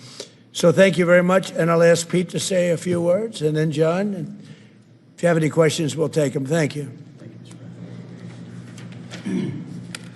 Well, Mr. President, you're exactly right. There are no fishing poles, no fishermen, and no fishing boats. Just drug dealers and narco-terrorists. And with every strike, we're saving American lives. No other president was willing to do real deterrence. That's exactly what's happening. It's an honor to be here, Mr. President, Mr. Secretary, Secretary Rubio, to talk about what peace through strength really looks like. You can talk about it, or you can invest in it, and you can build it. And that's exactly what President Trump is doing. At the Department of War, we're restoring the warrior ethos. In fact, the president mentioned the NDAA. We put into law merit-based. We put into law getting rid of DEI and political correctness. That's now part of how our military operates. And you've seen it in record recruiting in the spirit of the Department of War. We're rebuilding the military. President Trump did it once. He's doing again with historic investments today in shipbuilding. And we're reestablishing deterrence, whether that's at the border, whether it's through Golden Dome, what happened with Midnight Hammer and what Iran found out, those drug boats, and of course the Houthis opening up the shipping lanes. American strength is back on the world stage. And the announcement of the Golden Fleet, anchored by new battleships, the biggest and most lethal ever, accomplishes all three of those things and marks a generational commitment to American sea power.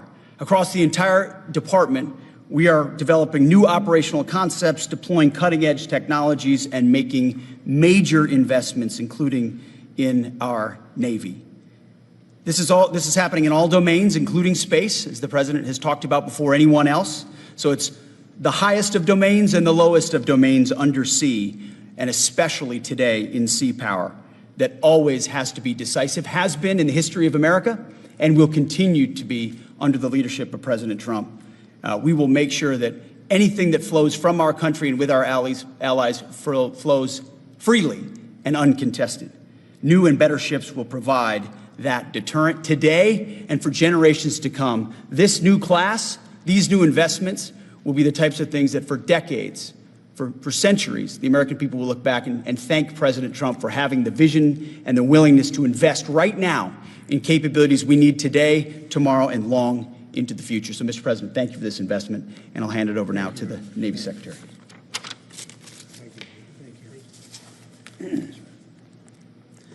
Mr. President, Secretary Hegseth, Secretary Rubio, thank you for being here on a very consequential day. From my very first conversation with President Trump about serving as a Secretary of the Navy, he's talked about the great Iowa-class battleship and why America doesn't build ships anymore with that kind of offensive firepower that takes the fight to the enemy.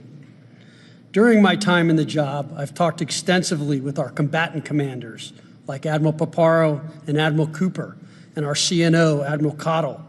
And what I've learned is that not only is the President's idea a good one, it's something that Navy desperately needs and now has a formal requirement for. The future Trump-class battleship, the USS Defiant, will be the largest, deadliest, and most versatile and best-looking warship anywhere on the world's oceans. I want to thank the President for his vision to make this game-changing capability for the United States Navy. The Iowa was designed to go on the attack with the biggest guns, and that's exactly what will define the Trump-class battleships: offensive firepower from the biggest guns of our era. This ship isn't just to swat the arrows. It is going to reach out and kill the archers. And for the first time in generations, we'll have a new leg in America's nuclear deterrence, because the Trump-class battleship will carry the nuclear-armed, sea-launched cruise missile. Striking dominance isn't all that the Trump-class battleship brings to the fight at sea. It has the size and capacity to serve as a flagship for our fleet commanders so that they can command and control naval forces far out to sea. As shown in the series, and the President mentioned it, Victory at Sea, Admirals Bull Halsey and Raymond Spruance commanded the war in the Pacific from their battleship flagships during World War II. Now this new battleship will command everything from warships to drones and everything in between. We're going to make battle groups great again. And this is just one piece of the President's Golden Fleet that we're going to build with the investments he talked about. A new frigate, the right frigate, the one our warfighters have told us they need. More amphibious power for our Marines with new capabilities like the medium landing ship. As part of the Navy's high-low mix, we're moving out aggressively on unmanned vessels with funding from the President's One Big Beautiful Bill to bring options to the fight and pull new, non-traditional defense partners into the American shipbuilding ecosystem. And we're making a generational investment in support ships. Logistics wins wars, and that kind of shipbuilding is the spark that will ignite the industrial base and help power the commercial shipbuilding that the President has called for. Under your leadership, Mr. President, we will have more tonnage and firepower under construction than ever before in our history. Building the President's Golden Fleet means jobs across the United States now. There'll be work for shipyards everywhere, from Philadelphia to San Diego, from Maine to Mississippi, from the Great Lakes to the Gulf Coast, and for manufacturers that will build components for this battleship in every state. The President has been clear. We must bring back our American maritime industrial might. And he has told me many times that as Secretary of the Navy, it is my job to equip our sailors to win the fight at sea with the finest ships in our history. To conclude, the USS Defiant battleship will inspire awe and reverence for the American flag whenever it pulls into a foreign port. It will be a source of pride for every American when it brings home our brave sailors who will sail defiant, raise their fists, and say, "We are peace through strength." And our adversaries will know when the Trump-class USS Defiant appears on the horizon, American victory at sea is inevitable. Thank you, Mr. President. Now, when a conflict arises, you are going to ask not one, but two questions. Where are the carriers and where are the battleships? Thank you. Thank you very much. Thank you. I just want to mention that John Phelan is one of the most successful businessmen in the country, in our country. It's been a tremendous success, and he wanted to do this, and for nothing. He's taken probably the largest salary cut in history, but he wanted to do it. He wants to rebuild our Navy, and you needed that kind of a brain to do it properly. So I just wanted to give you a little information on him, which is probably enough. But one of the most successful men in the country, and he's that because he understands it, and he understands finance in addition to what we're talking about. Somebody who's doing a fantastic job is Marco Rubio, Secretary of State. And Marco, maybe say a few words, and then we'll answer some questions. Thank you. Thank you, Mr. President. And I don't have much to add. This is a phenomenal presentation. Thank you, Mr. President. This is American industrial power returning. This is the ability, once again, to rebuild, to have industry in the United States. This is generational in the change, not just in terms of applying American war power, increasing our ability to protect the seas. The U.S. Navy is the single biggest source of peace in the world of all of our forces because it gives us a global footprint. But it rebuilds American industrial capacity. The ability to make things again in our country has been critical to what the President's agenda has been all about, and this is a tangible reminder of it. And I know the country's grateful for it, and generations of Americans will be grateful for it. So thank you. Thank you, Marco. By the way, I think I'd just like to point out that these ships are made of steel as opposed to aluminum. It's a big difference, as you know. Battleships, the great battleships, had 6- and 7-inch steel hulls. And these are going to be likewise made out of very powerful steel. Our steel industry is coming back very strongly, by the way. It's coming back at record numbers. And we're going to be using them for the steel, but as opposed to an aluminum side, which, in all fairness, is not the same. So, John, we're going with all steel, I understand. And that's going to be something that people are surprised. More expensive, but not even comparable in terms of the importance and the strength. Yeah, please. What's your timetable for these first two ships, and do you see them as a counter to China? We're going to start almost immediately, and we'll probably talk in about 2.5 years. And in terms of the mission, do you see it as a counter to China? It's a counter to everybody. It's not China. We get along great with China. I have a great relationship with President Xi, and not China. It's just everybody. You don't know who comes along. But we just wanted peace through strength. Hopefully we never have to use them. But there will never be anything built like these. Think of it. Those battleships are incredible. These have 100 times the power. Think of that. I mean, and they were big and they were powerful. You know, I thought about taking some that are in dry dock and changing them. And then when I said that, you know, if we did, would be about, we could increase, if we doubled them, they'd be at like just a tiny fraction of what one of these was. This is the new technology, which is incredible. So we decided pretty early on not to do that. Yeah, please. Mr. President, Julio Rosas with Most Peaceful Media. You just referenced the lower amount of illegal drugs that are coming by sea, and you just said that you're going to start that same program on land soon. Are you just referring to Venezuela, or are you referring to other countries in Latin America? Anywhere drugs are pouring in, anywhere, not just Venezuela. No. Yes. Speaking of Venezuela, oil. What are we going to do with the oil that we have? Going to do with what? The oil that has been seized. The United States seized 1.9 million barrels of oil on December 10th. We're going to keep it. We're keeping it. Where's it? Are we going to sell it or put it in the strategic? Maybe we'll sell it. Maybe we'll keep it. Maybe we'll use it in the strategic reserves. We're keeping it. We're keeping the ships also. Yeah, please. About Venezuela, sir, have you spoken to American oil companies that have had their assets seized about what a post-Maduro Venezuela would mean for them, what coming back and restarting operations? The big ones, yeah. I have. Yeah, please. Why do you feel like this initiative was neglected for so many years, and does this come amidst the rising tensions between the U.S. and Venezuela? We're talking about with Venezuela? Yes. Well, you had a different kind of a president before me. They didn't mind being ripped off. They didn't mind being robbed. They didn't mind drugs pouring into our country. They didn't mind the jails of Venezuela and Trinidad being emptied into the U.S., where they take over Colorado and other places. I do mind. So you had a different kind of a president. I hope people are enjoying it because we've never been respected more than we are now. Yeah, please. Thank you. Thank you, Mr. President.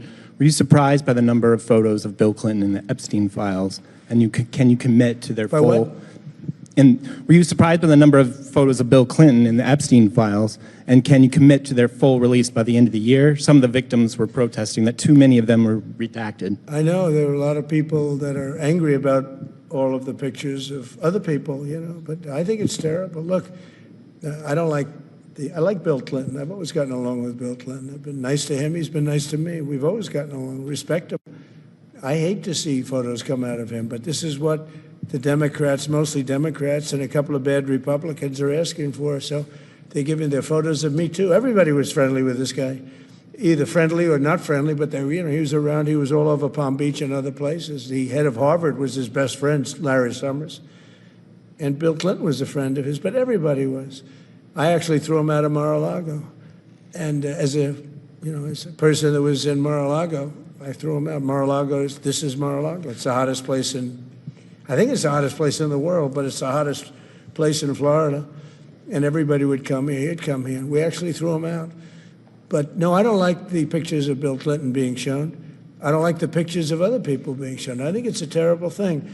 I think Bill Clinton's a big boy. He can handle it. But you probably have pictures being exposed of other people that innocently met Jeffrey Epstein years ago, many years ago, and they're, you know, highly respected bankers and lawyers and others, and they'll end up, because of guys like Massey, who's a real lowlife, whose polls are down to about 9%, by the way, in the great state of Kentucky. If you look at Kentucky, Kentucky is such a great place, but I don't know, they've got a couple of people in there that are very strange in terms of leadership, but Massey's a loser, and he likes it, and that he works with the Democrats. He's just being used by the Democrats, because what this whole thing is with Epstein is a way of trying to deflect from the tremendous success that the Republican Party has. Like, for instance, today we're building the biggest ships in the world, most powerful ships in the world, and they're asking me questions about Jeffrey Epstein. I thought that was finished. I believe they gave over 100,000 pages of documents, and there is tremendous backlash. It's an interesting question, because a lot of people are very angry that pictures are being released of other people that really had nothing to do with Epstein, but they're in a picture with him because he was at a party, and you ruin a reputation of somebody. So a lot of people are very angry that this continues. A lot of Republicans are angry because of the fact that it's just used to deflect against a tremendous success. Look, we have $18 trillion coming into our country. We have, I believe, we're going to have the most successful economy in history. We inherited a mess. Now prices are coming way down. Gasoline is less than $2 in some states, $1.99, $1.97, $1.95 a gallon. $1.95. Think of that. A gallon. Nobody ever thought they'd see that. They don't want to talk about that. They want to talk about Epstein. And the problem is a lot of Democrats are being caught up in the web, like Larry Summers. Larry Summers was the head of Harvard. He's now been forced to resign from every board he's on, and he was thrown off the Harvard board. Now, he was at Epstein's Island a lot. I wasn't. I never went there, by the way.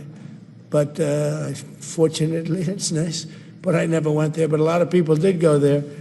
But instead of talking about the battleships, or instead of talking about most favored nations drugs, we're bringing down drug prices like at a level that has never even been thought of, by thousands. Think of it, by 1,000%, by 1,200, 1,300, 1,400% in some cases. A drug that sells for $10 in London It's costing $130 in New York. We're bringing it down to $20, and they're going to go up to 20. So they're going from 10 to 20, which is a doubling. It's a doubling. That's a lot, but it's a doubling. But we're going down to 20. So we're going down, if you can do your own math, but it's 2,000%, 3,000%. It's pretty amazing. And you know, the New York Times had a story about it, a small story, way in the back of the paper.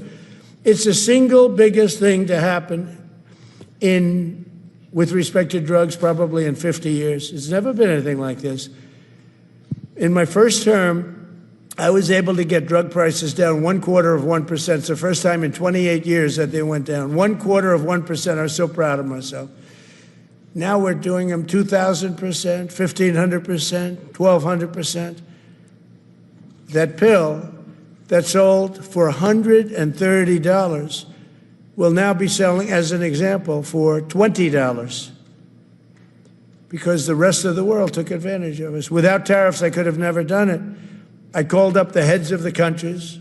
As an example, France, I spoke to a very good man, President Macron of France, and I said, Emmanuel, you have to raise your drug prices.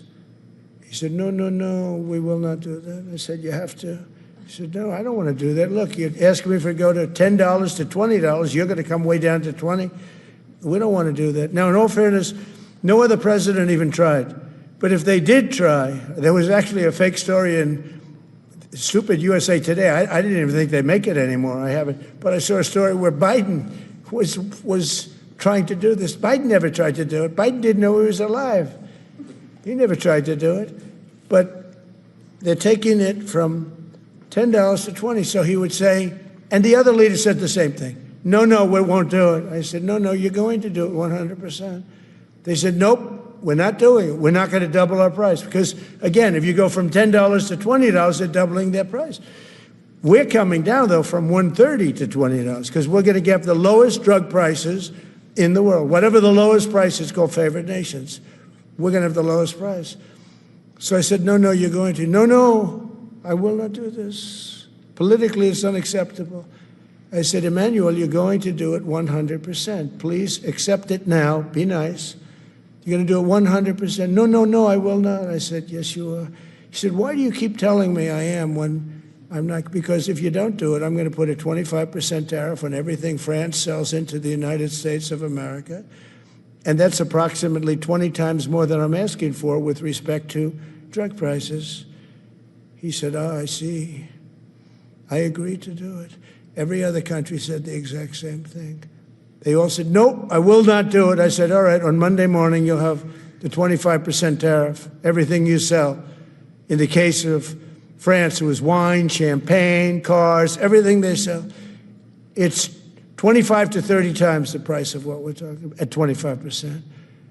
Every single country agreed. And that was the big problem. The drug companies were difficult, but fine, because we have a certain control over the drug companies. We had no control over these foreign nations. So every single country has agreed to do this. So we will take that pill price down, as an example, talking about not just pills, we're talking about everything. We'll take it down from $130 a pill down to $20 a pill. And the rest of the world will take it from $10 a pill up to $20. It's the biggest thing ever to happen, and it's barely covered in the New York Times because it's a fake newspaper. Yeah. Mr. President, on shipbuilding, how is the administration plan to ensure that there's sufficient workforce availability as you're producing these ships? Could you speak up? How does the administration plan to ensure there is sufficient workforce availability as you're producing these ships? We're going to have we're going to have tremendous workforce availability. We're also going to have robots helping us. We're going to have a lot of robots helping us because we need it. And because we're going to town, we're building a lot between the AI and the auto plants.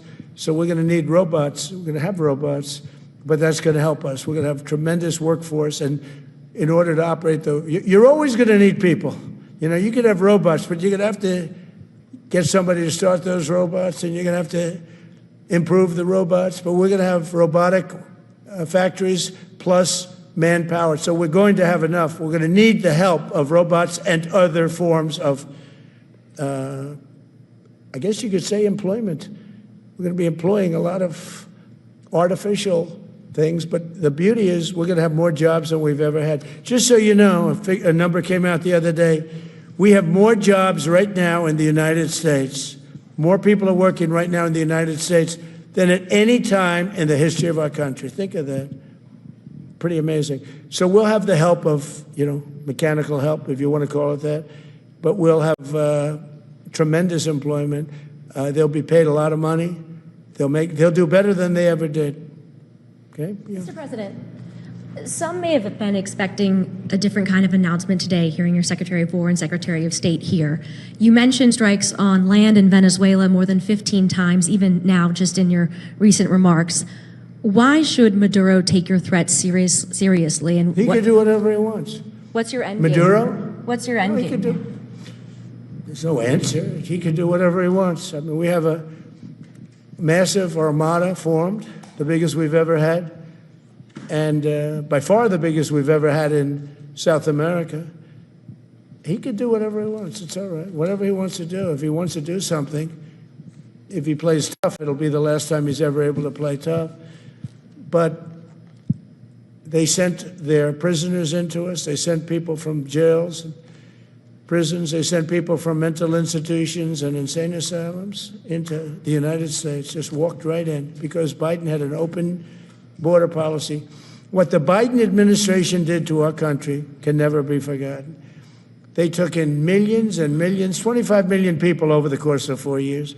Many of those people were murderers and drug dealers, prisoners, rough prisoners, 11,888 murders.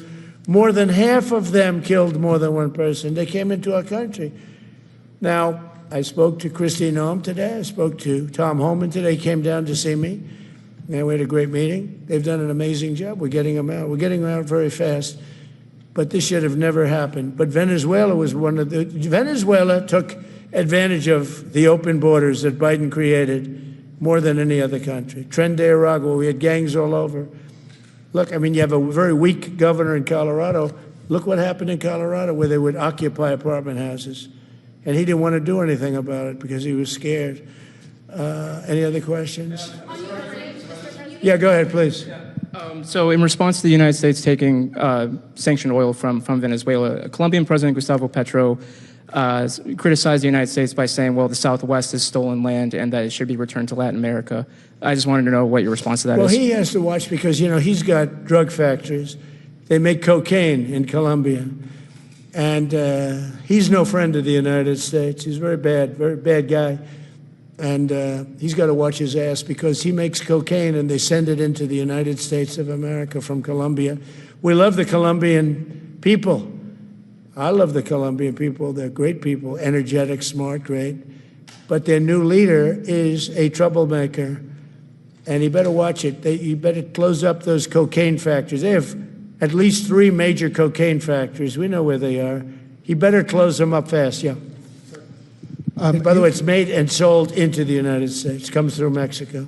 Thank you, sir. You've named Governor Landry to be new special envoy to Greenland. Yeah. What do you see that role entailing? And is it still your intention that Greenland become part of the U.S.? He viewed Louisiana, the Louisiana Purchase. He said, "I'm governor of Louisiana," and he said, "I would love." I didn't call him; he called me. He's very proactive. He's a great guy. He's a deal guy. He's a deal maker type guy. And we need it for national protection. We need Greenland for national protection. They have a very small population. And I don't know, they say Denmark, but Denmark has spent no money. They have no military protection. They say that Denmark was there 300 years ago or something with a boat. Well, we were there with boats too, I'm sure. So we'll have to work it all out. But he felt very strongly, we need it for we need Greenland for national security. Not for minerals. We have so many sites for minerals and oil and everything. We have more oil than any other country in the world. We need Greenland for national security. And if you take a look at Greenland, you look up and down the coast, you have Russian and Chinese ships all over the place. We need it for national security. We have to have it. And he wanted to lead the charge. So we're making him, Marco, today, a special envoy to Greenland. Greenland's a big deal. Yeah. Ukraine, can you give an update on the talks that took place this past weekend, and could a trilateral discussion of sort be the next step for Ukrainian, U.S. and Russian delegations? So the talks in Ukraine, Russia are going along. They lost, as you know, 27,000 soldiers last month, mostly soldiers, some people in Kiev, etc., but mostly soldiers. And the talks are going along. And I say that, there's tremendous hatred between these two leaders, between President Putin, President Zelensky, tremendous hatred. And I hope we can get it done. We are talking. Talks are going okay. But, I've solved 8 wars. And Thailand is starting to shape up. They started with Cambodia. They started up again. But I think, Marco, we have that in pretty good shape to have that stopped. So we stopped 8 wars. And I thought this would be in the middle of the pack, but maybe easy, but in the middle of the pack. But there's a lot of hatred between those two people. And when there's hatred, there's, But we stopped one war 38 years, one war 35 years, one war was going on for 32 years. And we stopped, think of it, we stopped a potential nuclear war between Pakistan and India. And the head of Pakistan, highly respected general, he's a field marshal. And also the prime minister of Pakistan said President Trump saved 10 million lives, maybe more, by getting that war. 8 planes were shot down. That war was starting to rage. And he actually said the other day that President Trump saved 10 million lives, maybe more. So we solved all these wars. The only one I haven't solved yet is Russia, Ukraine. Deadline with Russia and Ukraine, and have you spoken with Putin or Zelensky or plan to push the deal? I'll do whatever I have to do. I'd like to see it stop. Look, we don't lose any money on that war anymore. Biden gave $350 billion, and who knows what happened to it. We now sell missiles, planes, all of the best military equipment. We sell it to NATO. We got NATO to go from 2% GDP to 5%. Nobody believed that to this day. Nobody's going to write that, but nobody believed it. And they take that money and they pay it to the United States for weapons. So we sell weapons to NATO. We sell full price. We sell weapons to NATO, and NATO takes those weapons and probably distributes them, but gives a lot of them to Ukraine. So we don't lose any money like we did with Biden. He was spending money like a fool. He was a fool. What he did to our country is so horrible. But he gave $350 billion between cash, gave a lot of cash. 350 between cash and weapons. You remember at the beginning of that whole thing, I gave them javelins. Javelins are the anti-tank busters. And President Obama at the time gave them sheets. I gave them javelins. They gave them sheets. But the bottom line, it's time for, I think they're all tired of that war. Everyone's tired of that war. It's got to stop. Yeah, please. The U.S. was in active pursuit of a sanctioned oil tanker yesterday. Are you able to share what became of that tanker? Was the U.S. able to seize it? No, it's moving along, and we'll end up getting it. Yeah, we're actually pursuing it. Can you imagine? Because it came from the wrong location. It came out of Venezuela, and it was sanctioned. Yeah, please. Ultimate goal in Venezuela to force Maduro from power? Well, I think it probably would. I can't tell that. That's up to him, what he wants to do. I think it would be smart for him to do that. But again, we're going to find out. Look, Venezuela did terrible things to the United States. They sent hundreds of thousands of people, millions of people into our open border. They sent their criminals. They sent their prisoners. They sent their drug dealers. They sent their mentally insane and incompetent people into our country more than any other country. Others did too. The Congo did. Others did too, and we just let them come right in because we were run by a stupid president. But you don't have a stupid president anymore. Mr. President, have you set up the meeting with the health care insurers just yet? And what are you hoping to get? How I'll be setting it up. I think we're going to meet with the healthcare insurers, the insurance companies. So what I'm asking for in healthcare is very simple. Obamacare is a disaster. I call it the Unaffordable Care Act. Unaffordable as opposed to, it's unaffordable. They're going to have a tremendous increase in premiums, which is Obamacare, which is them, the Democrats' fault. They'll try and blame Republicans. It has nothing to do with us. It's the Democrats' fault. What I want to do is we spend hundreds of billions of dollars a year that go to insurance companies. I want that money to go to the people and let the people buy their own health care. And everybody loves it. It's become our issue. Now, before I do that, I'll meet with the insurance companies, just as I met with the drug companies. As you know, we're meeting with 4 other drug companies, Johnson & Johnson, but they've all agreed. We're meeting with them this week. It's coming up. It'll be a similar meeting. They've all agreed. But nobody would have thought the drug companies were going to do what they did, where they're giving away free drugs. They've been so great, okay? And we have most favored nations. Nobody thought that was possible. I don't think any other president ever tried to get it because they never thought they could. But with respect to the insurance companies, I want to meet. There's essentially 14 of them, 10 big, but there's a total of 14 pretty much, pretty big. And I want to meet with them, and I want to say, I want you to cut your rates way down, way down. And maybe if they do that, we'll be able to not cut them out. We'll be able to continue to deal with them, which is probably a little easier process. I think the best process is pay the money directly to the people, let them buy their own health care. But I'm going to meet with them the first week back. I do it now, but they're trying to come up with a schedule. They want to meet badly. They've told me. But they want to come up with a schedule. I said, make it a good schedule. Your rates have to come way down. We're also going to meet with other insurance companies because under Biden, the insurance rates have gone through the roof. Auto insurance, home insurance. I mean, insurance companies are making far more than they're entitled to make. So we're going to be doing that. But just in the meantime, we'll be meeting with the insurance companies in the first week, the first few days back in Washington, because they're trying to come up with a proposal that will satisfy me. Thank you very much, everybody. Appreciate it. I hope you're going to enjoy the battleships. They're going to be beautiful. Thank you. And have a great Christmas if I don't speak to you. Thank you very much. Thank you very much.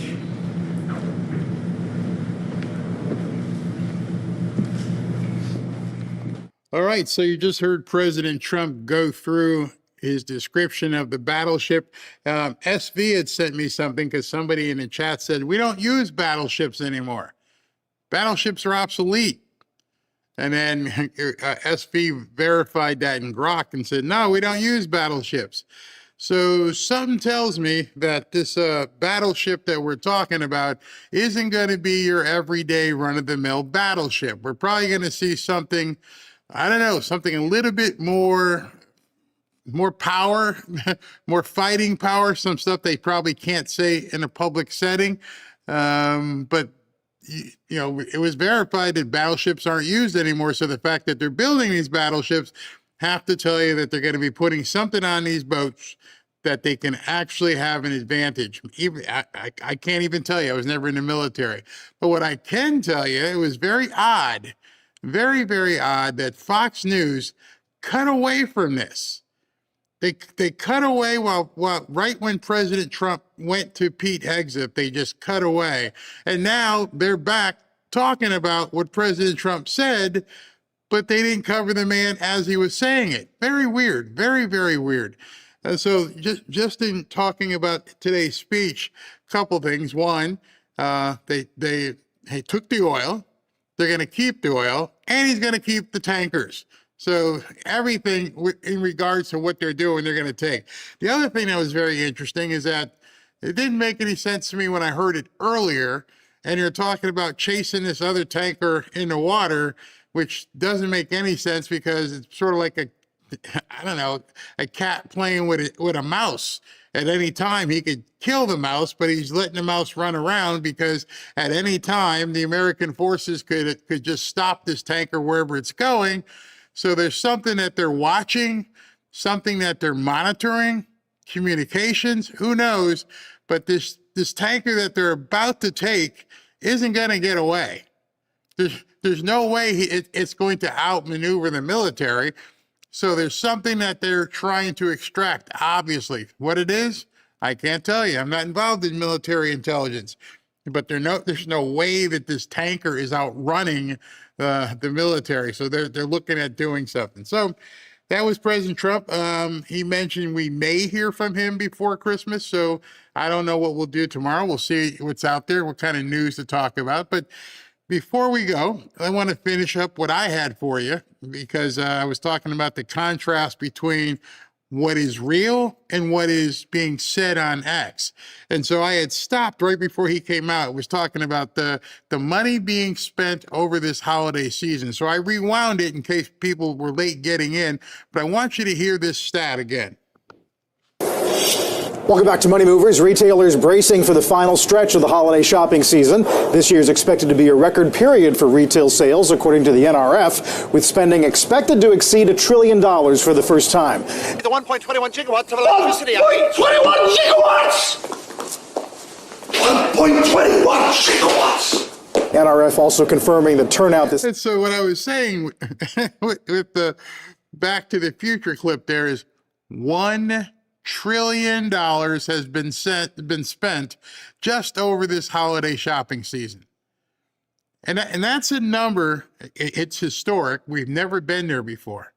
And so earlier in today's show, I showed you that 120 million people are traveling 50 miles or more this holiday, and they've spent over $1 trillion.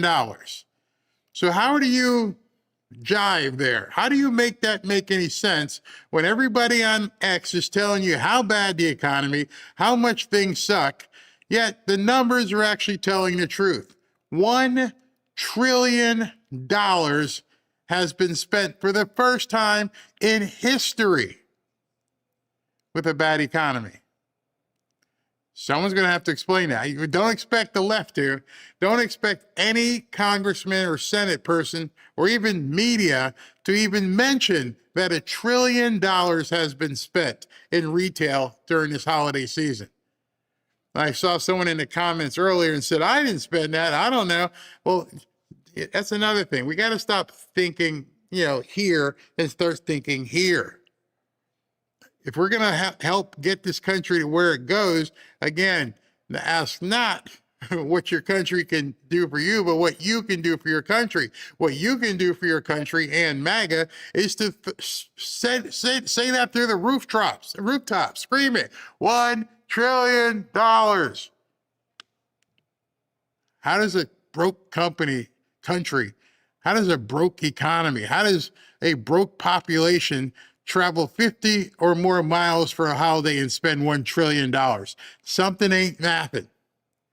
They're lying to you. They've been lying to you. Last Saturday likely hit a new high of nearly 160 million shoppers, exceeding the previous record in 2022. Joining us this morning is the president and CEO of the National Retail Federation, Matt Shea. Matt, welcome back. Good to see you again.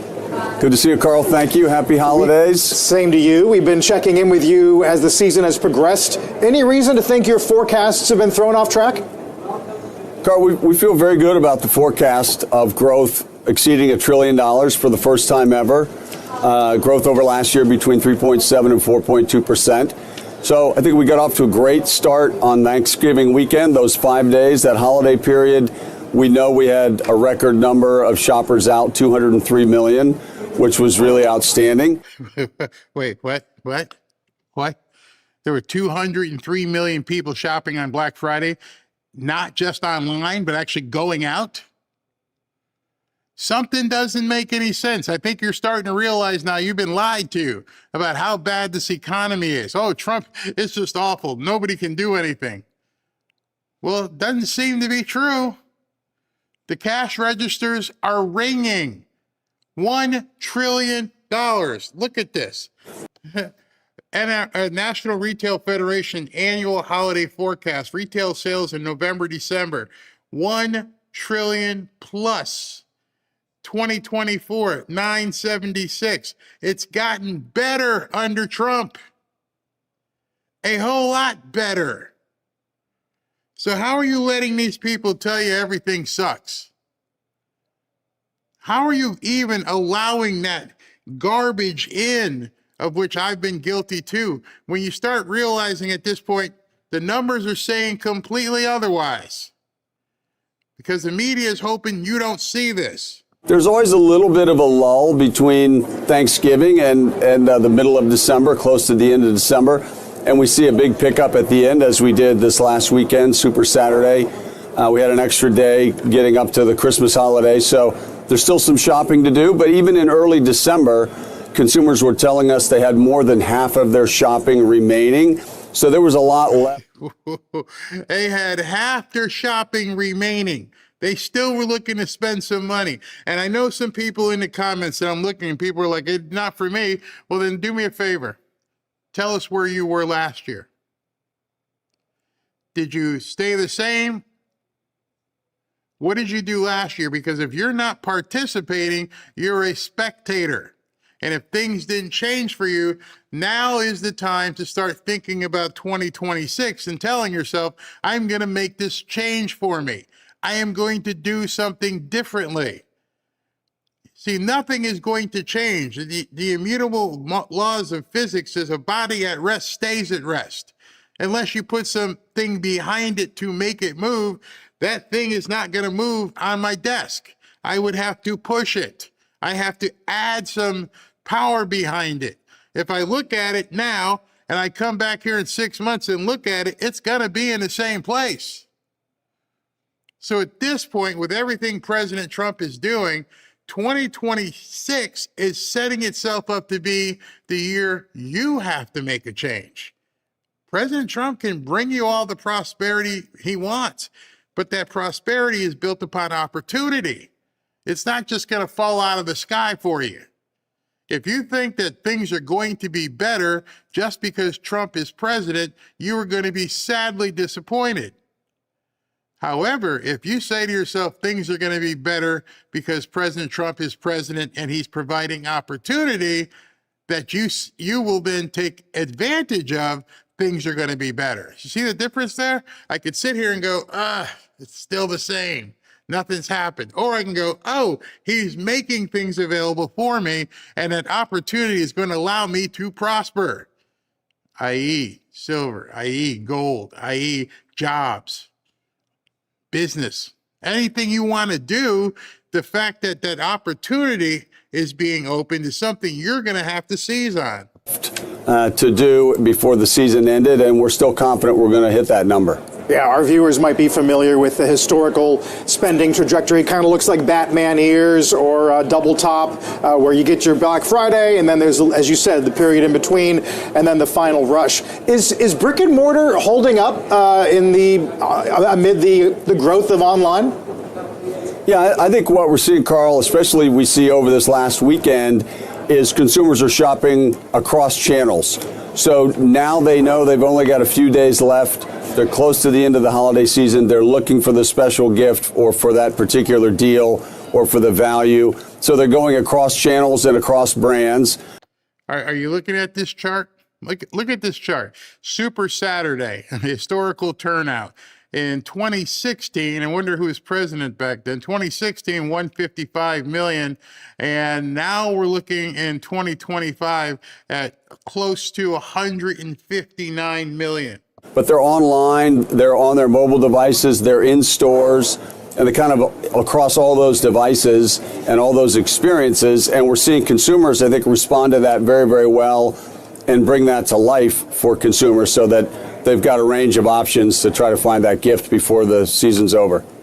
All right, so I saw a comment that this comment I'm going to show you is specifically the type of thing that somehow people have to eradicate from their minds. You just have to get it out of your head. And here's what's the point of spending money if it's just going to China?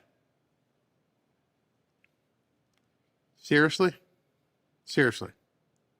So if you go into a store, a restaurant, anywhere, a football stadium, you telling me all the people in that stadium are not going to see a dime of that?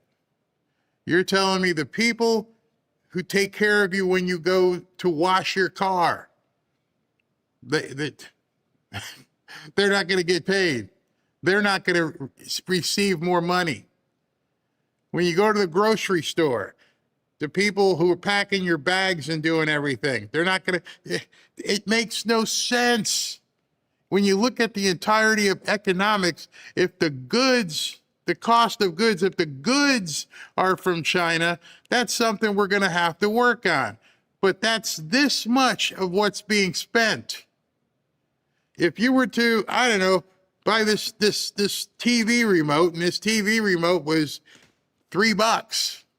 And let's say that TV remote goes to China, it's probably 67 cents. The rest of it's going to the company that's hiring all the people and paying their payroll. And the lights. You guys got to be less narrow focused in this. You got to think big picture. Otherwise, you're going to keep thinking, why bother? I can't let things defeat me. I can't let things say, oh, it sucks. What's the sense of spending any money if it's just going to China? What? Come on, man. I'm trying to show you, break those thought patterns. You got the opportunity in 2026. We don't know what 27 and 28 hold. So why would you worry about 27 and 28 right now? Seems to me if you were truly worried about what was going to happen, you'd be banking hard in 2026. Matt, this theme of the value-seeking consumer is kind of happening at the same time where, of course, all the retailers have had to figure out exactly how they were going to navigate the tariff impact. And where does that leave your members? And are they able to get through this year and feel as if it's a kind of a cleaner slate into next year? Or, does the remaining tariff uncertainty still stick with us? Yeah, Mike, I think the word uncertainty is maybe the definition of 2025. And certainly if we were talking back in April and May, I know I would have had a different expectation for the way the year was going to go on. I think consumers have been remarkably resilient throughout the uncertainty that's going on. And I think retailers have been really remarkably creative in delivering affordable, reasonable, resourceful solutions. Exactly. And that answered this question right off the bat here. It says, I have a question. Did we spend $1 trillion because stuff costs more? Consumers have been remarkably resilient, he said, and the retailers have been quite creative. Hey, this is 2 for 1. This is this. I got a discount on blankets. And you have to counter what the costs are by getting people in the store. If it was more expensive, you just wouldn't buy it. No one's forcing people to buy it. No one's forcing the volume to be at such a huge amount that they're spending $1 trillion or more. Who knows what's going to end up at? For their consumers. And we're in a very different place now than we thought we might have been 6 or 7 months ago. Bingo. We're in a lot different place than I thought we'd be. Oh, that's because you thought Trump was screwing things up 6 or 7 months ago, and now you're seeing that tariffs are working. The tariffs don't cost you anything. You just buy something that's not being tariffed. I don't think people understand that yet. Well, it took the retailers a while to know, hey, man, this is going to kill our business. No, let's just buy stuff from America. Oh. Okay, and we're still going to make money? Yeah. And so, the more you see these comments in the chat, what you're seeing is a strong gaslighting by the left and some on the right that has permeated good people. It has gone into the minds of some good people, and they're actually buying into the BS. When everything around them, if you step back and look at a football stadium, like, are all these people rich? Wait, no, they're not rich. How are all these 70, 80, 90,000 people sitting here drinking, eating, and buying merchandise? You'd have to be quite deluded to think that everyone in the football stadium is just some rich people. So if you realize that the 122 million people who are traveling in these couple days, who are spending nearly $1 trillion, who are going to be populating football stadiums, are people just like you, then you got to counteract the narrative. As you're looking, you're like, oh, what do you do for a living? Oh, I drive a truck. Well, how the hell did you buy these tickets? Things are good. What are you doing here? Oh, I'm a teacher. What are you doing here? Oh, my husband, blah, blah, blah. Don't fall for the BS. They're not all rich. They're not all one percenters. Much to the contrary. You have to shed the thinking that they're different than you. They get to go to a football game. I'd like to go to a football game. I bet you they felt the same way. The only reason why you think they're different than you is because of the media. There's still lots of things we don't know about what might happen in 2026. And I think what I hear from the CEOs that I talk to, and I talked to some this morning and over the weekend, across industries, across segments, everyone would just like some certainty. We need a roadmap. We need guidance. We need predictability as we get into 2026. Highly complicated supply chains. It's very challenging to forecast demand in this environment. You're trying to operate very, very efficiently, deliver value for consumers, and consumers have enormous amounts of information now, lots of transparency out there. So it's a highly competitive, low margin business. And the uncertainty just makes it even more challenging. So I think we hope 2026, our wish for 26 is more certainty and predictability. Okay. So if $1 trillion was spent, if there are 122 million people on the road, if hotels and supermarkets and restaurants are packed, if retailers are making money, and it's during a period of uncertainty, what do you think is going to happen in the economy when there's no uncertainty? You see, there's a bunch of people right now not really sure what's going to happen with the tariffs and the Supreme Court.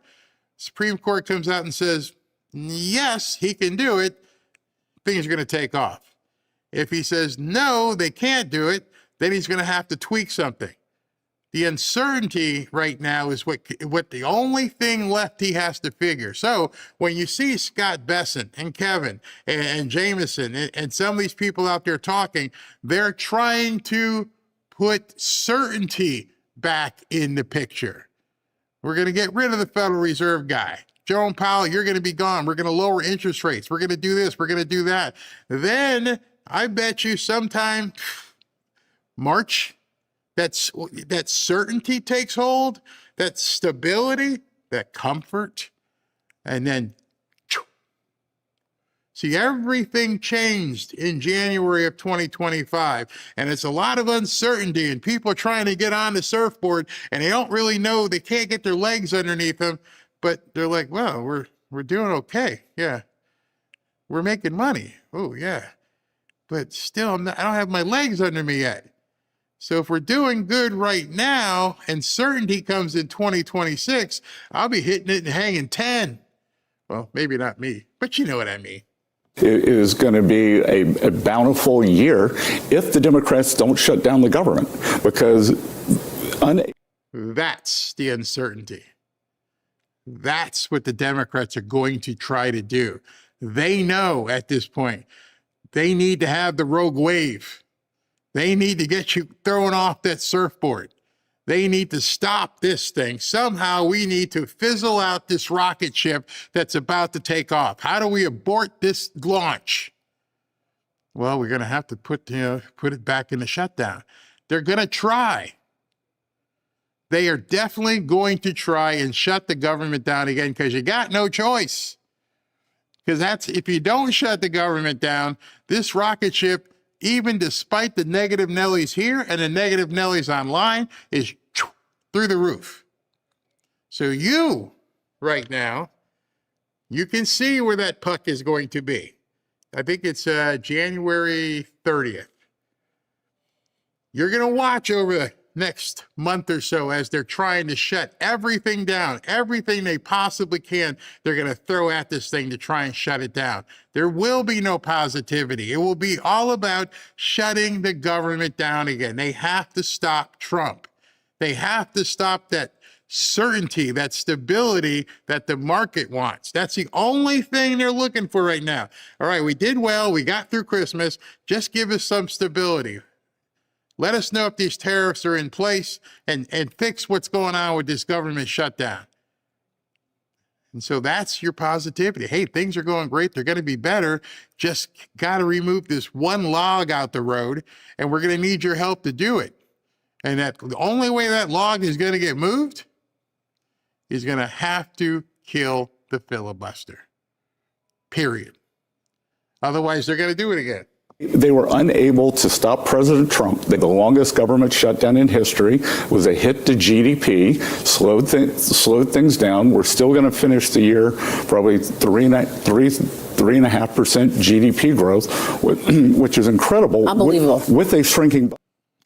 Incredible. Even Maria's like, unbelievable. If you don't know what GDP is, go give yourself an economics lesson on what GDP, and then go look up when's the last time we've had GDP at 3.5%, and then go say, when's the last time we've had GDP at 3.5% with a government shutdown? What is the GDP going to look like without a shutdown? 5? Never heard of it before, but it'll happen. 6? Definitely never heard of it before, but it could happen. And then go look up what'll happen to you if GDP is 5 and 6. Can you look at things that are going to affect your life? Oh, we need to go ahead and do something about people getting arrested. I don't give a shit. If the GDP goes to 5 or 6, we're all on easy street. Life is going to be fantastic. Let them mope. Let's do whatever we need to do to keep them from ever getting in power again. And at the same time, start banking. Even people who say, well, I don't want to do prosperity, you get a new computer so you can go ahead and keep saying that. The rest of us, we're going to bank. We're going to smile. And we're going to be positive about where this thing is going. You see, I told you, I always try to project where I want to be in 2026. While he was talking, I was going back and forth with Robin. Hey, Robin, here's what our year end may look like. I got a couple weeks left to figure it out, but here's what I want to be in 2026. And then you just have to say to yourself, how am I going to get there? See, 2026 to you might be, I don't know, an extra $5,000 a year, an extra, what's that? $300 a month, $400 a month. I want to do an extra $12,000 next year. I want to do an extra $1,000 a month. Okay. You want to do an extra 12 grand next year. And at the end, this time in 2026, you want to be able to look at your loved one and go, we went up $12,000 this year. But right now, you need to figure out how that boat's going to get there. It ain't going to get there from you swallowing negativity. The only way that boat's going to get you to an extra $1,000 a month at the end of 2026, and obviously way before then, because you want to realize it early, is to have a plan. How are you going to get an extra grand a month? How are you going to get an extra $2 grand a month? It's not going to fall out the sky. No politician, left or right, is going to give it to you. You got to have a plan so that when 2026 comes, you're going to begin executing that plan. Or you're going to be in the same place. And it doesn't matter who gets arrested, who gets convicted, who does what. You don't have a plan. You don't have a plan for 2026 other than looking at negativity and wondering who's going to get arrested. You're going to be just moping around doing the same crap. Watching other people go fly by you. Budget deficit with a shrinking budget deficit. So we have very good momentum coming into next year. The economy is broadening out. So, Secretary, your agency has cut at least $1 billion in wasteful spending via DOGE. What are you expecting in 26 in terms of growth and further cuts? Well, I agree with Scott. Scott's doing a great job. But wow, when you look at the economy of our country and you say, wow, we're heading into a period of lower taxes, record capital investment. You've talked about it on the show, but that 100% deductibility. We're going to see a huge boom in capital spending that's going to increase productivity. Well, he just rattled a bunch of stuff off that you should have been writing down. 100% deductibility. All these different things. That if you're not paying attention to this stuff, you're not even going to know it's happening in 2026. The big, beautiful bill and all the different things. Everybody talks about no tax on tips, no tax on overtime, no tax on Social Security. But did you know about the write-offs? He just said about CapEx, all the different things that you can do. No, you probably don't know because you're paying attention to who got arrested or stuff. Whereas people who are trying to improve their lives and their families' lives are looking at, okay, wait a second. We're going to do AI. We're going to do some stuff here. Do you realize it doesn't cost you a dime to learn about AI? Just want to throw that in there. Since everyone's talking about AI, you could be watching Golden Girls reruns and be watching and learning about AI. Doesn't cost you a cent. And if you just learn how to do prompts, you're going to be further ahead than most people. Nobody's going to be able to push you into this. You're hearing all this stuff on stuff I talk about on this show. I try to bring it to you and say, look, here we are here. The puck's going this way. The puck's going that way. All these different things are happening. And then you're wondering, as it is December 22nd right now, you've been hearing about this for months. I personally have been talking to you about AI for months. So I'm going to ask you a question. Where are you in terms of knowing about AI? Have you progressed in this last 4 or 5 months in understanding what AI is going to do? Look, be honest. People are watching you in the chat. Have you learned how to write a prompt? Are you learned how to do anything? See, I'm giving you a little bit of a test for those of you guys who have watched me for some time. Have you looked at some stuff in real estate? Have you looked at silver? Have you looked at gold? Have you looked at AI? Have you looked at Bitcoin? Are you looking at this? And these are all things I've been talking about over the last 12 months. I'm having a synopsis of the year right now, and I'm calling you out and going, you've had some opportunity. Don't go into 2026 doing the exact same thing, paying attention to bullshit when you can be improving your life and it's free, doesn't cost you anything. You know I'm right. You know 100% right. Some of you guys have bought stocks through the Pelosi tracker. Some of you have bought silver. Some of you bought gold. Some of you bought Bitcoin and Ethereum. And some of you have done some stuff in real estate. But most people just watched. And now most people are complaining. And I'm just urging you, don't be that guy or gal in 2026. AI is a tool that's going to increase productivity for every job, every company, every sector. It's an amazing leap forward for us, just like software was 50 years ago. And of course, we continue to see savings across how much we're spending on the government side. Jobs are being created in the private sector, not in the government sector. And then inflation is under control, and inflation particularly in red states where we've got low energy prices. And so again, I think we're going to, the tale of two policy paths are going to be that all of the capital, record amounts of capital spending going on in this country, it's going to flow towards those places that have low electric prices. And those. Okay, so there's a puck. That puck is flying. A lot of the capital expenditure, what people are going to invest in, are those places that have cheaper energy. That means they're not going to California. They're not going to New York. They're going to be looking where they can get the 1.25 gigawatts. And so these are the type of things I listen to, because then I know which power companies should we be investing in. If I was going to invest in a municipality, a utility, if I was going to try and do something with a utility, where would I be doing it?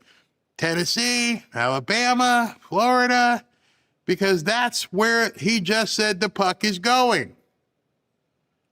That's how I listen to these guys. I'm like, wait, hold on. What'd you just say? Oh, we're going to be investing in those states that have cheaper energy. Where's the cheaper energy right now? There's a homework assignment. Where is the cheaper energy right now? If the cheaper energy is in Idaho, Alabama, Georgia, Tennessee, those are areas that are going to see significant growth. He just told you. Or you could be listening to people whine on X. He just told you this is what our plan is. We're going to go right here. We're going to do this. We're going to look for cheaper energy states, and we're going to make sure we divert investment into those states. Well, if the government's going to be putting investment into those, well, maybe it might be something I want to look at. I remember showing you, 5 or 6 months ago, where Elon was building data centers.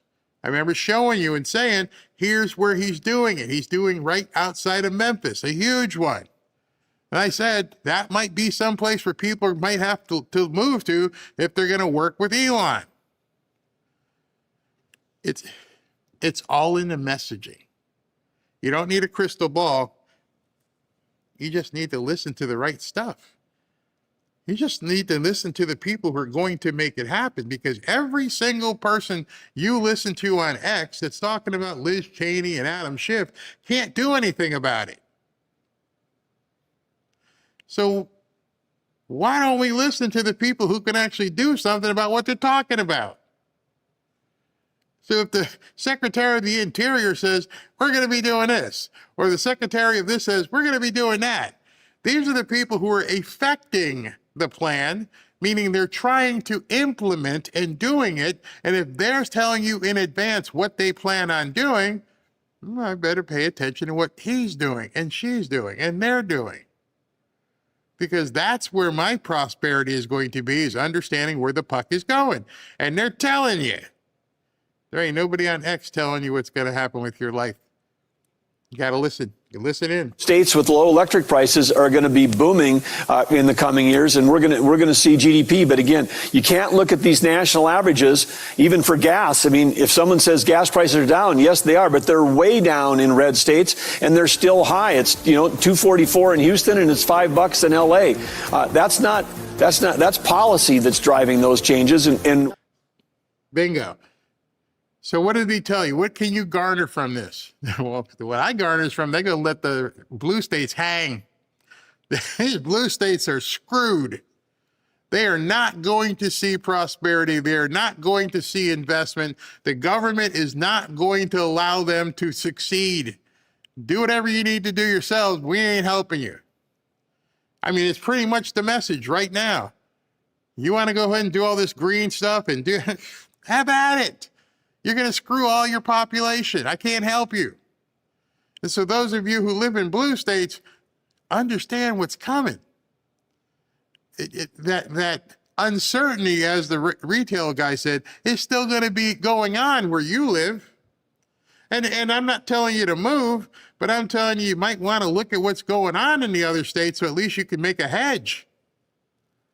Like, they're going to hurt me here. They're going to make me keep paying high gas prices here. I can't move, so I'm going to be stuck paying $5 a gallon. But I need to do something over here because I can actually offset that if you can't move. If everybody gets on board on the right policies, we can give every American low energy prices, and we give every American relief from high electric bills. We can do that if we just with the policies that President Trump is driving. I just listen. And like I said today, I looked at things and realized the Democrats have nothing to offer real people. They don't have any policies. They don't have any initiatives. They don't have any plans other than to bitch, whine, and complain. That's it. That's their strategy. Everything Trump does is bad. And at this point, I think Trump is making them chase their tail. Do I think Trump cares about his name on the Kennedy Center? Not at all. But he knows they're going to go run over here and do some crazy stuff. Everything he does, they're running around. This whole thing today with the battleships, I can't wait to go on X. They're going to be screaming about it again. Every single thing he does. And so you realize there is nothing for you to hold on to there.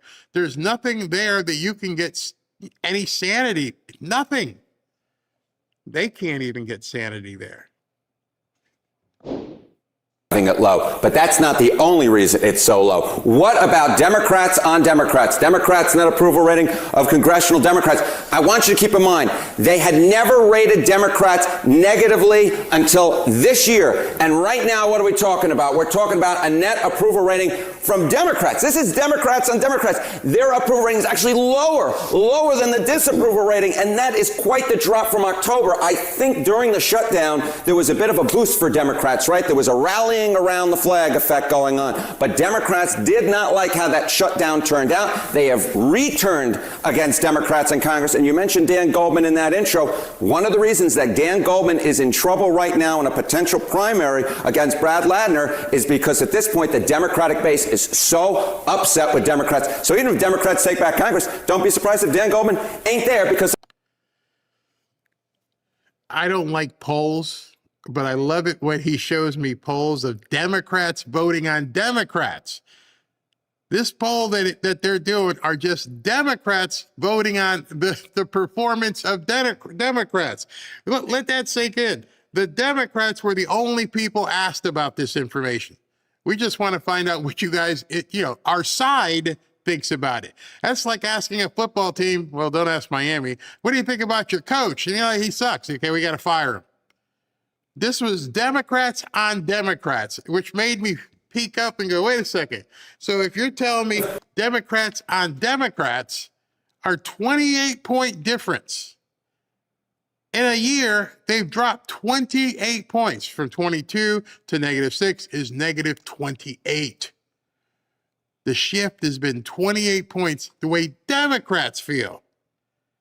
So you tell me, $1 trillion in retail over the holiday, 122 million people traveling, football stadiums all around the country packed, malls packed, restaurants packed, everybody doing well, and the Democrats hate other Democrats. How are we supposed to lose the midterms?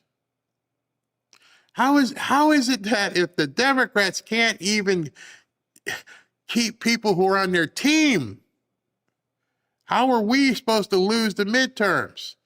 We can't. That's the answer. We can't lose the midterms because they have nothing to talk about. They have nothing even to offer their own people. How are you going to make my life better? Oh, Trump sucks. How are you going to make my life better? Trump and his whole family sucks. How about you? Oh, Pete Hegseth sucks. They're missing the entire opportunity they had when they had a huge lead to say, we're going to do this for you. I'm sorry, Obamacare subsidies, that's this much of the people. By their own admission. Numbers like this one. And this is quite a shift that you're looking at here. I mean, so this gets to the midterms, of course. What does this do to Democrats' chances of taking back majorities in Congress? Yeah, we're talking about it. You mentioned it. What is this? 22-6. That's a 28-point decline falling through the floor. But of course, the question is, can Democrats still take back Congress, even with their ratings as low as this? The answer is yes, but in my mind, it's definitely hurting them. Why do I say that? Because take a look at the generic congressional ballot with a Republican president at this point. Look, Democrats are ahead, but they're only ahead by 4 points. Historically, that is quite weak. At this point in the 2017, 2018 cycle is more than double that at 10 points. The same back during George W. Bush's second term in office, where you saw, of course, the Democrats were also ahead by 10 points. So we're talking about a lead of less than half what we normally expect. And I think that's why, at this point, there are a lot of Democrats who might be thinking, hey, we can spike that ball in the end zone. But the numbers at this point say, hold on just a minute. Yes, you're on your way to a congressional majority, but it's still a long time, and with numbers like this, considerably weaker than historically speaking, it might be a tougher road to hoe. It's gonna, and the idea with President Trump, who obviously knows these stats and knows going into the midterm year, you need to be within striking distance. And so as I'm looking at this, what I'm looking at is a guy who understands numbers and said George Bush got reelected when he was 10 points down. We're only 4 points down, supposedly. We're down 4 points, supposedly, in an unstable, uncertain economy, says the retail giants. We'd like to get some stability in this whole thing. The Democrats can't provide any stability. They're going to complain about people getting deported. They're going to complain about, the name of the buildings. What are you going to do for us? Nothing. And so if you know this going into 2026, if you see this, what is that? If you see this going into 2026 and you know right now, come in January, you're going to see big, beautiful bill, no tax on tips, no tax on overtime, no tax on Social Security, all the other stuff. 4 points is nothing. Even if we believe Harry right there, if we believe Harry that, we're going into this game down by 4, that's easy to make up if you're focused. That's extremely easy to make up if you know what you're doing. If you fight for what is actually on the plan. When you see Trump and Doug and Scott Bassett, and they just smiled, we're about to crush it. They're not saying, we hope we have a plan. I almost feel at this point that Trump and his team, as I've mentioned, are just holding that racehorse back. Just holding it back, because come 2026, when all the things come in from the big, beautiful bill, those paddock gates are going to open up and that thoroughbred is going to run. And the Democrats' only chance is what they did last time, is shutting the government down. But as Harry even said, it didn't work out for them. See, the Democrats are always convicted because they always do the same thing over and over again. And this time you got a guy who's basically ignoring everything. And his cabinet seems laser focused on what they're going to do, to the point where they just have this shitting grin on their faces like, oh, 2026 is going to be awesome. And they're bandying about. You know, it's one thing, if you understand GDP, it's one thing to smile at 3.5%. It's a whole different ballgame to be expecting 4, 5, and 6. Those are unheard of numbers. If you're expecting, I think we can hit 4, 5, and 6. Go look up what the GDP has been historically over the last 20 years and how people have felt. If we hit 4 and 5 GDP, it will be a landslide of epic proportions. Even the people protesting outside the Trump building will be buying new cars. Normally. Well, especially if you see that change from October. Yeah, if you see, when you see your base going a 28-point shift, and when you see numbers like this, you see this overall. A lot can change. A lot can change. And at this point, you know what? Democrats are hoping that Donald Trump's unpopularity can ride them to a congressional majority. But you know what? When you have numbers like this, hold the phone just a second. Thank you. Yep. You know, remember, that's Democrats on Democrat. They know people are going. It's like being ahead in the 7th inning, and then you realize that Willie Mays and Hank Aaron are coming up in the next inning, and Hank Aaron has been hitting home runs off you, and Willie Mays has been hitting home runs off you, and you got to face those guys. That's what 2026 is looking like to me. That was the message I wanted to show you guys here tonight, was that whatever you feel right now, understand you got Hank Aaron and Willie Mays getting ready to come up in 2026, and there's no way for the Democrats or the media to forecast what will happen.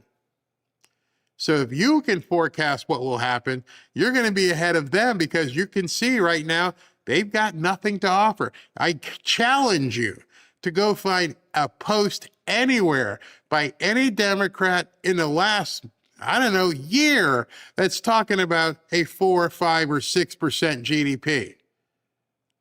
I challenge you to go find anything anywhere from any Democrat that's talking about a $1 trillion holiday season. I challenge you to go find out anywhere where you're seeing 122 million people are traveling this weekend. The only way the Democrats exist is by talking negativity to people who want to suck in negativity. They can't exist if you're positive. If you go into 2026 with a positive mental attitude, they can't touch you, because they have nothing to offer you. I've told you many times, and you got next 3 weeks to watch. When you're turning on the TV and you're looking, you'll see so many different things, and you have to realize my eyes are telling me something different than I see on Twitter. I'm telling you, watch this weekend. I brought it up for months. Look at the football stadiums. Nobody goes to these things if they're broke. Something's not. The stores, retail, start looking at the charts on CNBC. Start watching and go, this is real. It's actual numbers.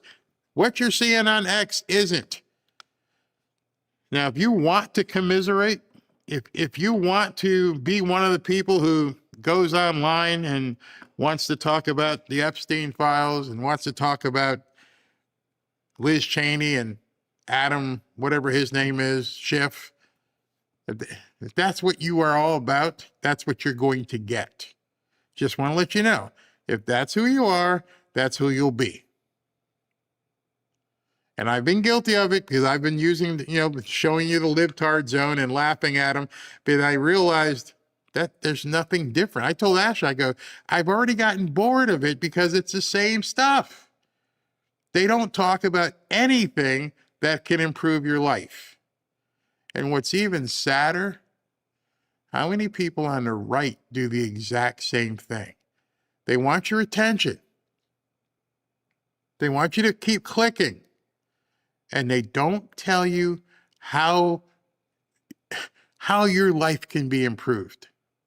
So what's their motivation? If their motivation isn't to help you, their motivation is basically to sell the click, to get you to hit the button and go, oh, yeah, let me share that.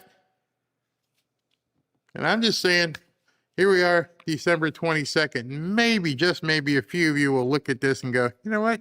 I need to begin looking in a different direction and separating myself, even if it means some of the people I follow isn't who I necessarily need to be following.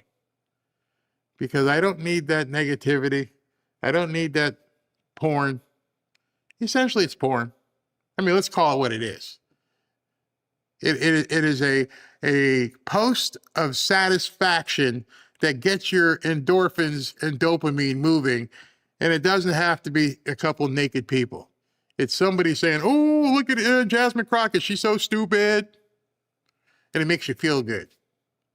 Well, how about we collectively as a group look at 2026, and we push that porn away, and we go, okay, we see what Trump wants to do. Let's get ready for a Trump year, a Trump New Year. Some of you will come along. Some of you may unsubscribe. Some of you may give me a middle finger. But you know what? It's not going to stop me. It's not going to stop me from going full bore and saying, I want to be at a certain level by December of 2026. And here's what I'm going to do to make it happen. And my commitment to you is to try and help you get to that point too, whatever it may be. It may be, I just need to X, Y, or Z. What do I need to do? And then collectively, we come up with some solutions and figure out what we're going to do content-wise. Maybe you guys start telling me, hey, can you show me more of the real estate stuff? And I'll start doing Zoom calls. Or maybe, you say, can you bring somebody on who knows about Ethereum? Because I don't know anything about Ethereum. I'm not going to tell you something I don't know, but I don't know nothing about it. And so maybe I bring somebody on. Maybe we bring the guy from Pelosi Tracker back again. Kevin Demerit from Lear, he's always on, so he can always show you stuff. But I want to eat good food. I want to get fed stuff that's going to help me perform better. I want the nutrients. I don't want the chips. I don't want the Cheetos anymore. I don't want the sugar, because all that stuff isn't going to help me in 2026. What's going to help you? I'm going to leave it at that. Thank you, Barry, for all you do to bring us the truth. I try. I stay on X because the fence sitters need to hear our truth. But they're not there to hear your truth. That's one thing you have to realize. I'm going to leave that. Middle finger stickers. That's what we call them, MFS. Barry, you were going to show us someone buying a house. Yeah, that someone is me. I'm gonna chronicle how I went from finding it to what we did, and then the process of selling it. I just can't do it now because I don't want to give out that private information. Let's see here. Like somebody goes, yes, I need help. I would like to help training with AI. And I know there's a bunch of you in here that know how to use AI. The first step with using AI is just to get comfortable using it, realizing it's not the devil. And it's not going to do all kinds of woke stuff from you. Understand, like when people are saying Grok is woke or something like that, you know what happens? They ask it woke questions. If you said, hey, listen, can you put a business plan together next year for me because I want to sell 20 quilts? Well, it's probably going to help you. But then you have to learn how to dig it on a prompt. You know what? I have a candle making business. What do you think is the best way for me to sell candles in zip code 12345? And then what you do is I'll go into that, and you just refine the prompt. And there's so much. I mean, once you get in there, you learn it. you can say, boom, and it'll show you the whole thing. And you just dig down, and then maybe we should have a class in that. All of it means nothing if they get away with cheating. See, this is something that they've gotten into your mind. If you feel that way, if all of it means nothing if they get away with cheating, that's like saying, I own this house, but it's not worth anything if somebody can break in. What do you have in your house in case somebody breaks in your house? Insurance. Insurance is going to work out if somebody were to break in your house and steal stuff. If somebody comes in and steals your television or steals your car, you have insurance on it. You get in an accident, you have insurance on it. You fall down, hopefully you have insurance. What's your insurance against a cheated election? Now you're starting to think, hopefully. I'm like, oh, I see what Barry's saying. If I make sure that I'm cheat proof, if I make sure that if somehow they cheat me in the election, I'm still going to be okay. Because when you look at this comment here, all this means nothing if they get away with cheating, then what you're telling me is you are worth nothing. You have nothing of value. Your vote is all that you have. Well, I know that's different. I know that you've probably got a jewelry stand. I probably know that you probably have a television. You probably have a car. You're worth something. Protect that value.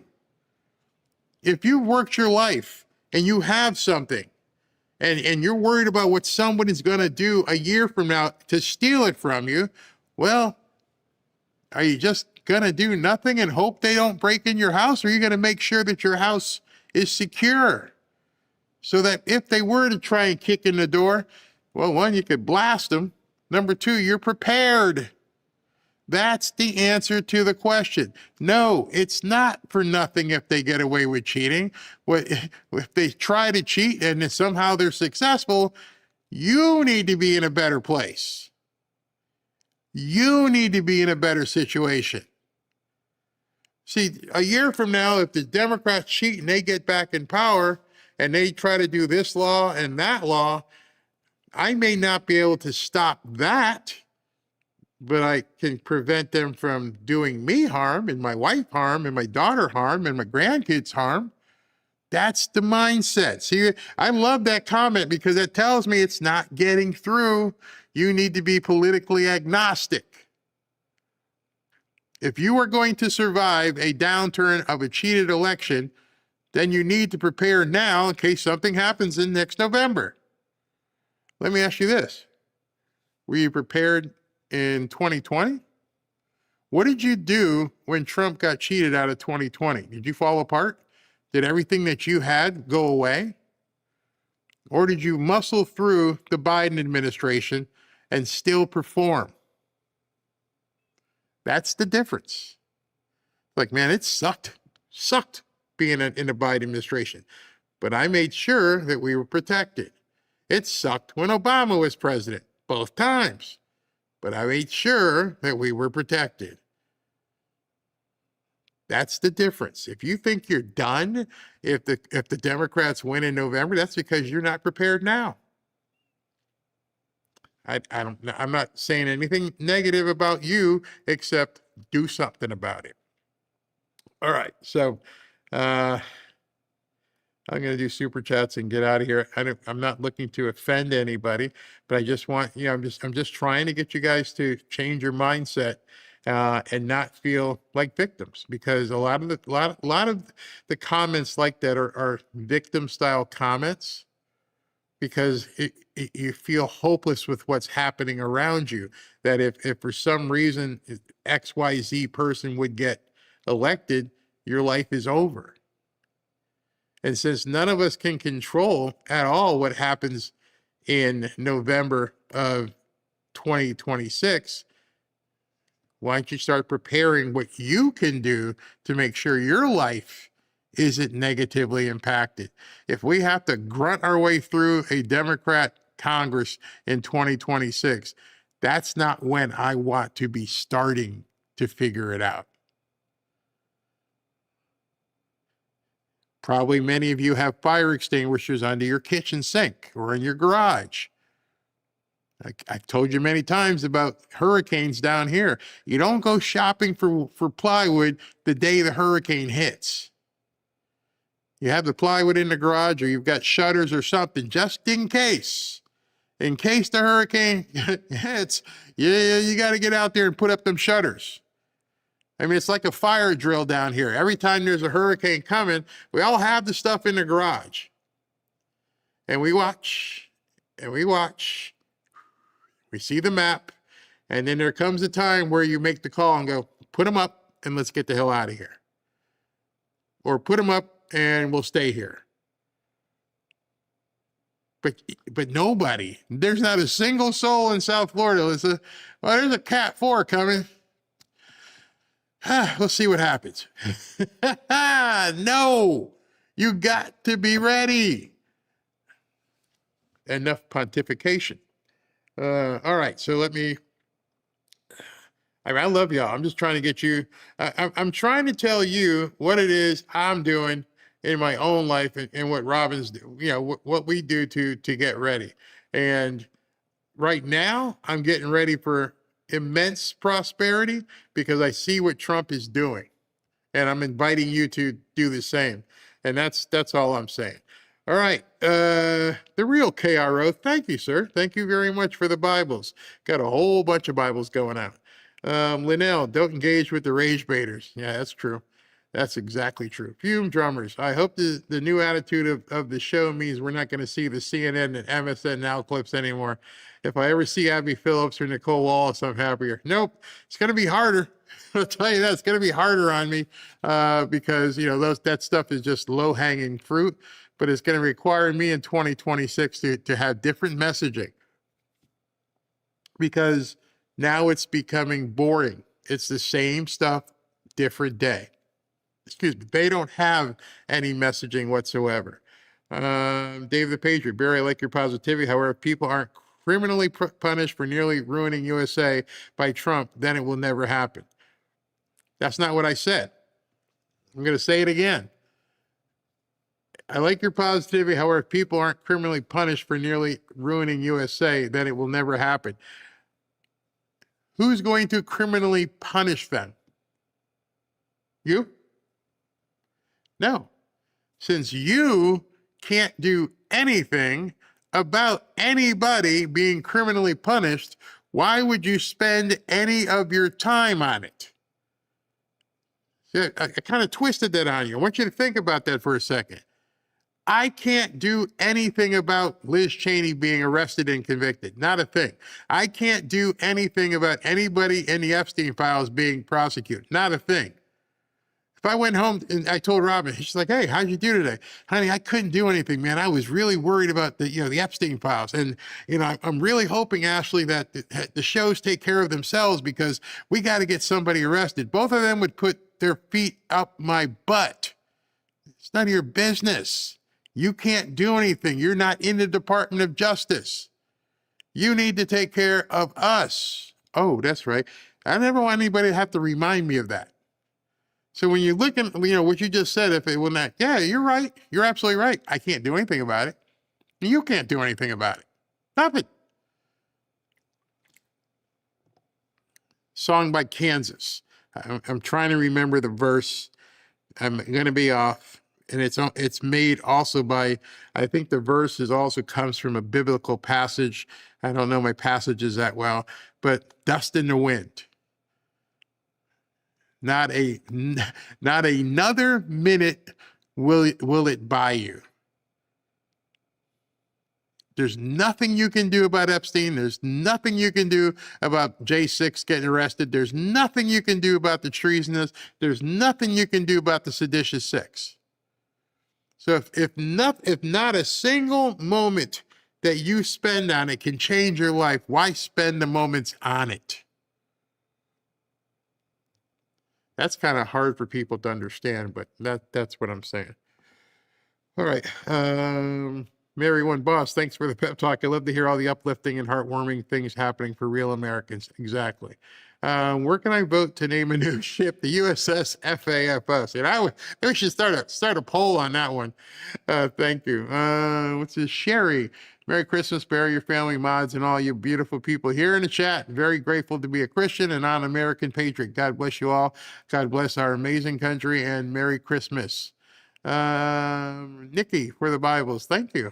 You guys are in the Bibles today. Just a girl. Thank you, Barry, Rob, and Ashley Mods for the best up-to-date information. Merry Christmas to you as well. Sam Selmore, thank you. Fume Drummer again. Every battleship and carrier need all the support flotilla boats. Congress better not screw this up. This means tons of high-paying jobs. Tell your kids, go to vocational schools. Good point. Battleships with drones, lasers, and missiles. Tania, Barry, if we haven't already, looks like U.S. Steel is a good stock to invest in with this shipbuilding announcement. Yeah, you notice he said that. 6-inch holes made of steel, our steel. Andrew Wessing, love the pet president and hate to criticize. However, the gas price only reflects E85 and E88 non-ethanol gas is still $4 a gallon here in South Dakota. Find out why. Lupe Murillo, Barry, thank you for making the opossum community all the prosperity info, DJT info, America status. My life has never been more positive. Oh, wow. Thank you very, very much. And Ronnie Latimer, thank you, brother. Thank you very, very much.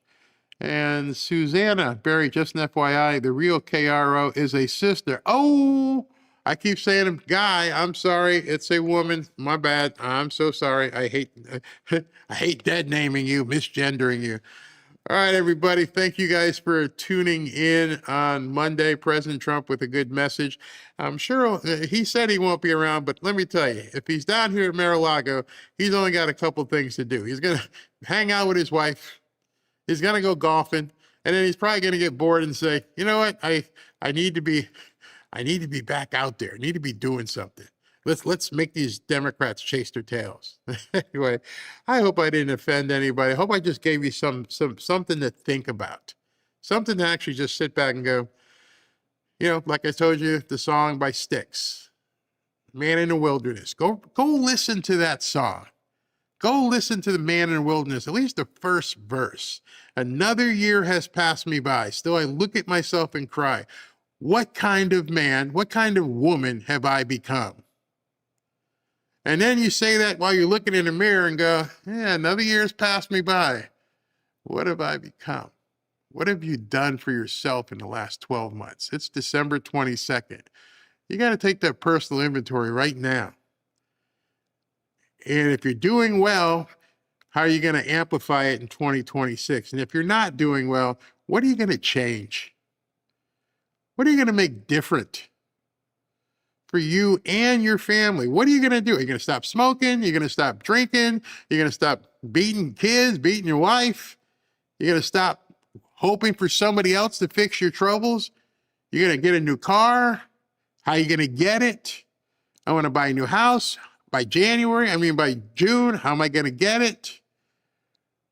Incremental things. And people say, I want to lose 50 pounds. Okay, yeah, forget about that. Ooh, you're going to lose 2 pounds in January or 6 pounds in February. What is your plan to get there? Well, I'm going to go to the gym. I'm going to do some more aerobic activity. So I'm going to ask you right now from a prosperity perspective, how are you going to get to where you want to get to? You do not want to be sitting here in December 22nd of 2026 going, damn, another year has passed me by. Still, I look at myself and cry. What kind of man, what kind of woman have I become? That verse is burned in my brain. Every single year I got on that train and I was like, okay, turn it on. And, it just happened to be a song that struck me. And I just went, gosh, another year's passed me by. Still, I look at myself and cry. What kind of man have I become? And if you can't answer that to nobody else, Go lock yourself in the bathroom right now. Find the song on YouTube and go, okay, and just put it down and listen to it while you're looking yourself in the mirror. I challenge you. You're probably going to start crying. I did. Many a year. All right, talk to you guys probably tomorrow. We shall see what happens. Go do that. Download that song and sing it in the bathroom.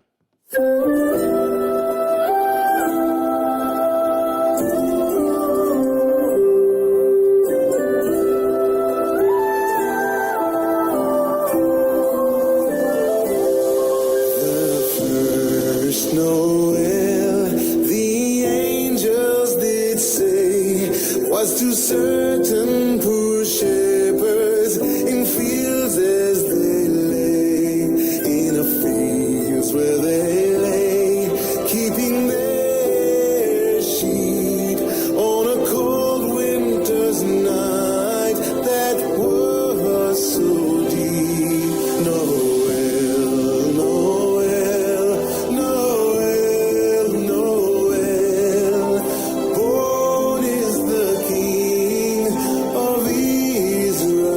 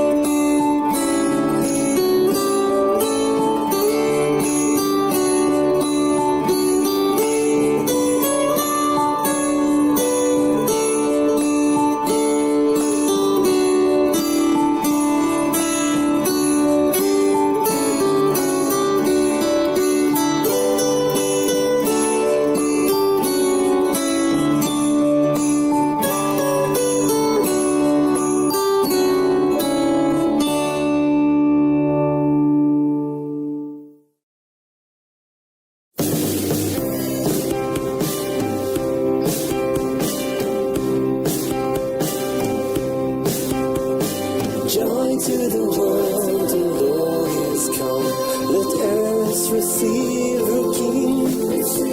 Let every heart prepare in room. And heaven and nature sing, and heaven and nature sing, and heaven and nature sing.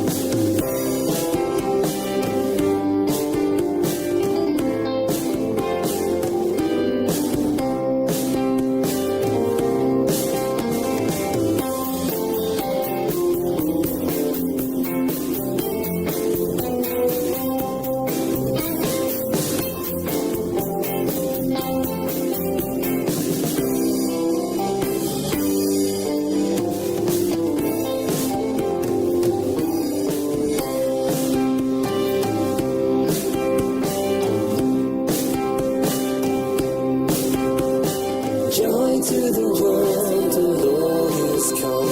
Let earth receive her King.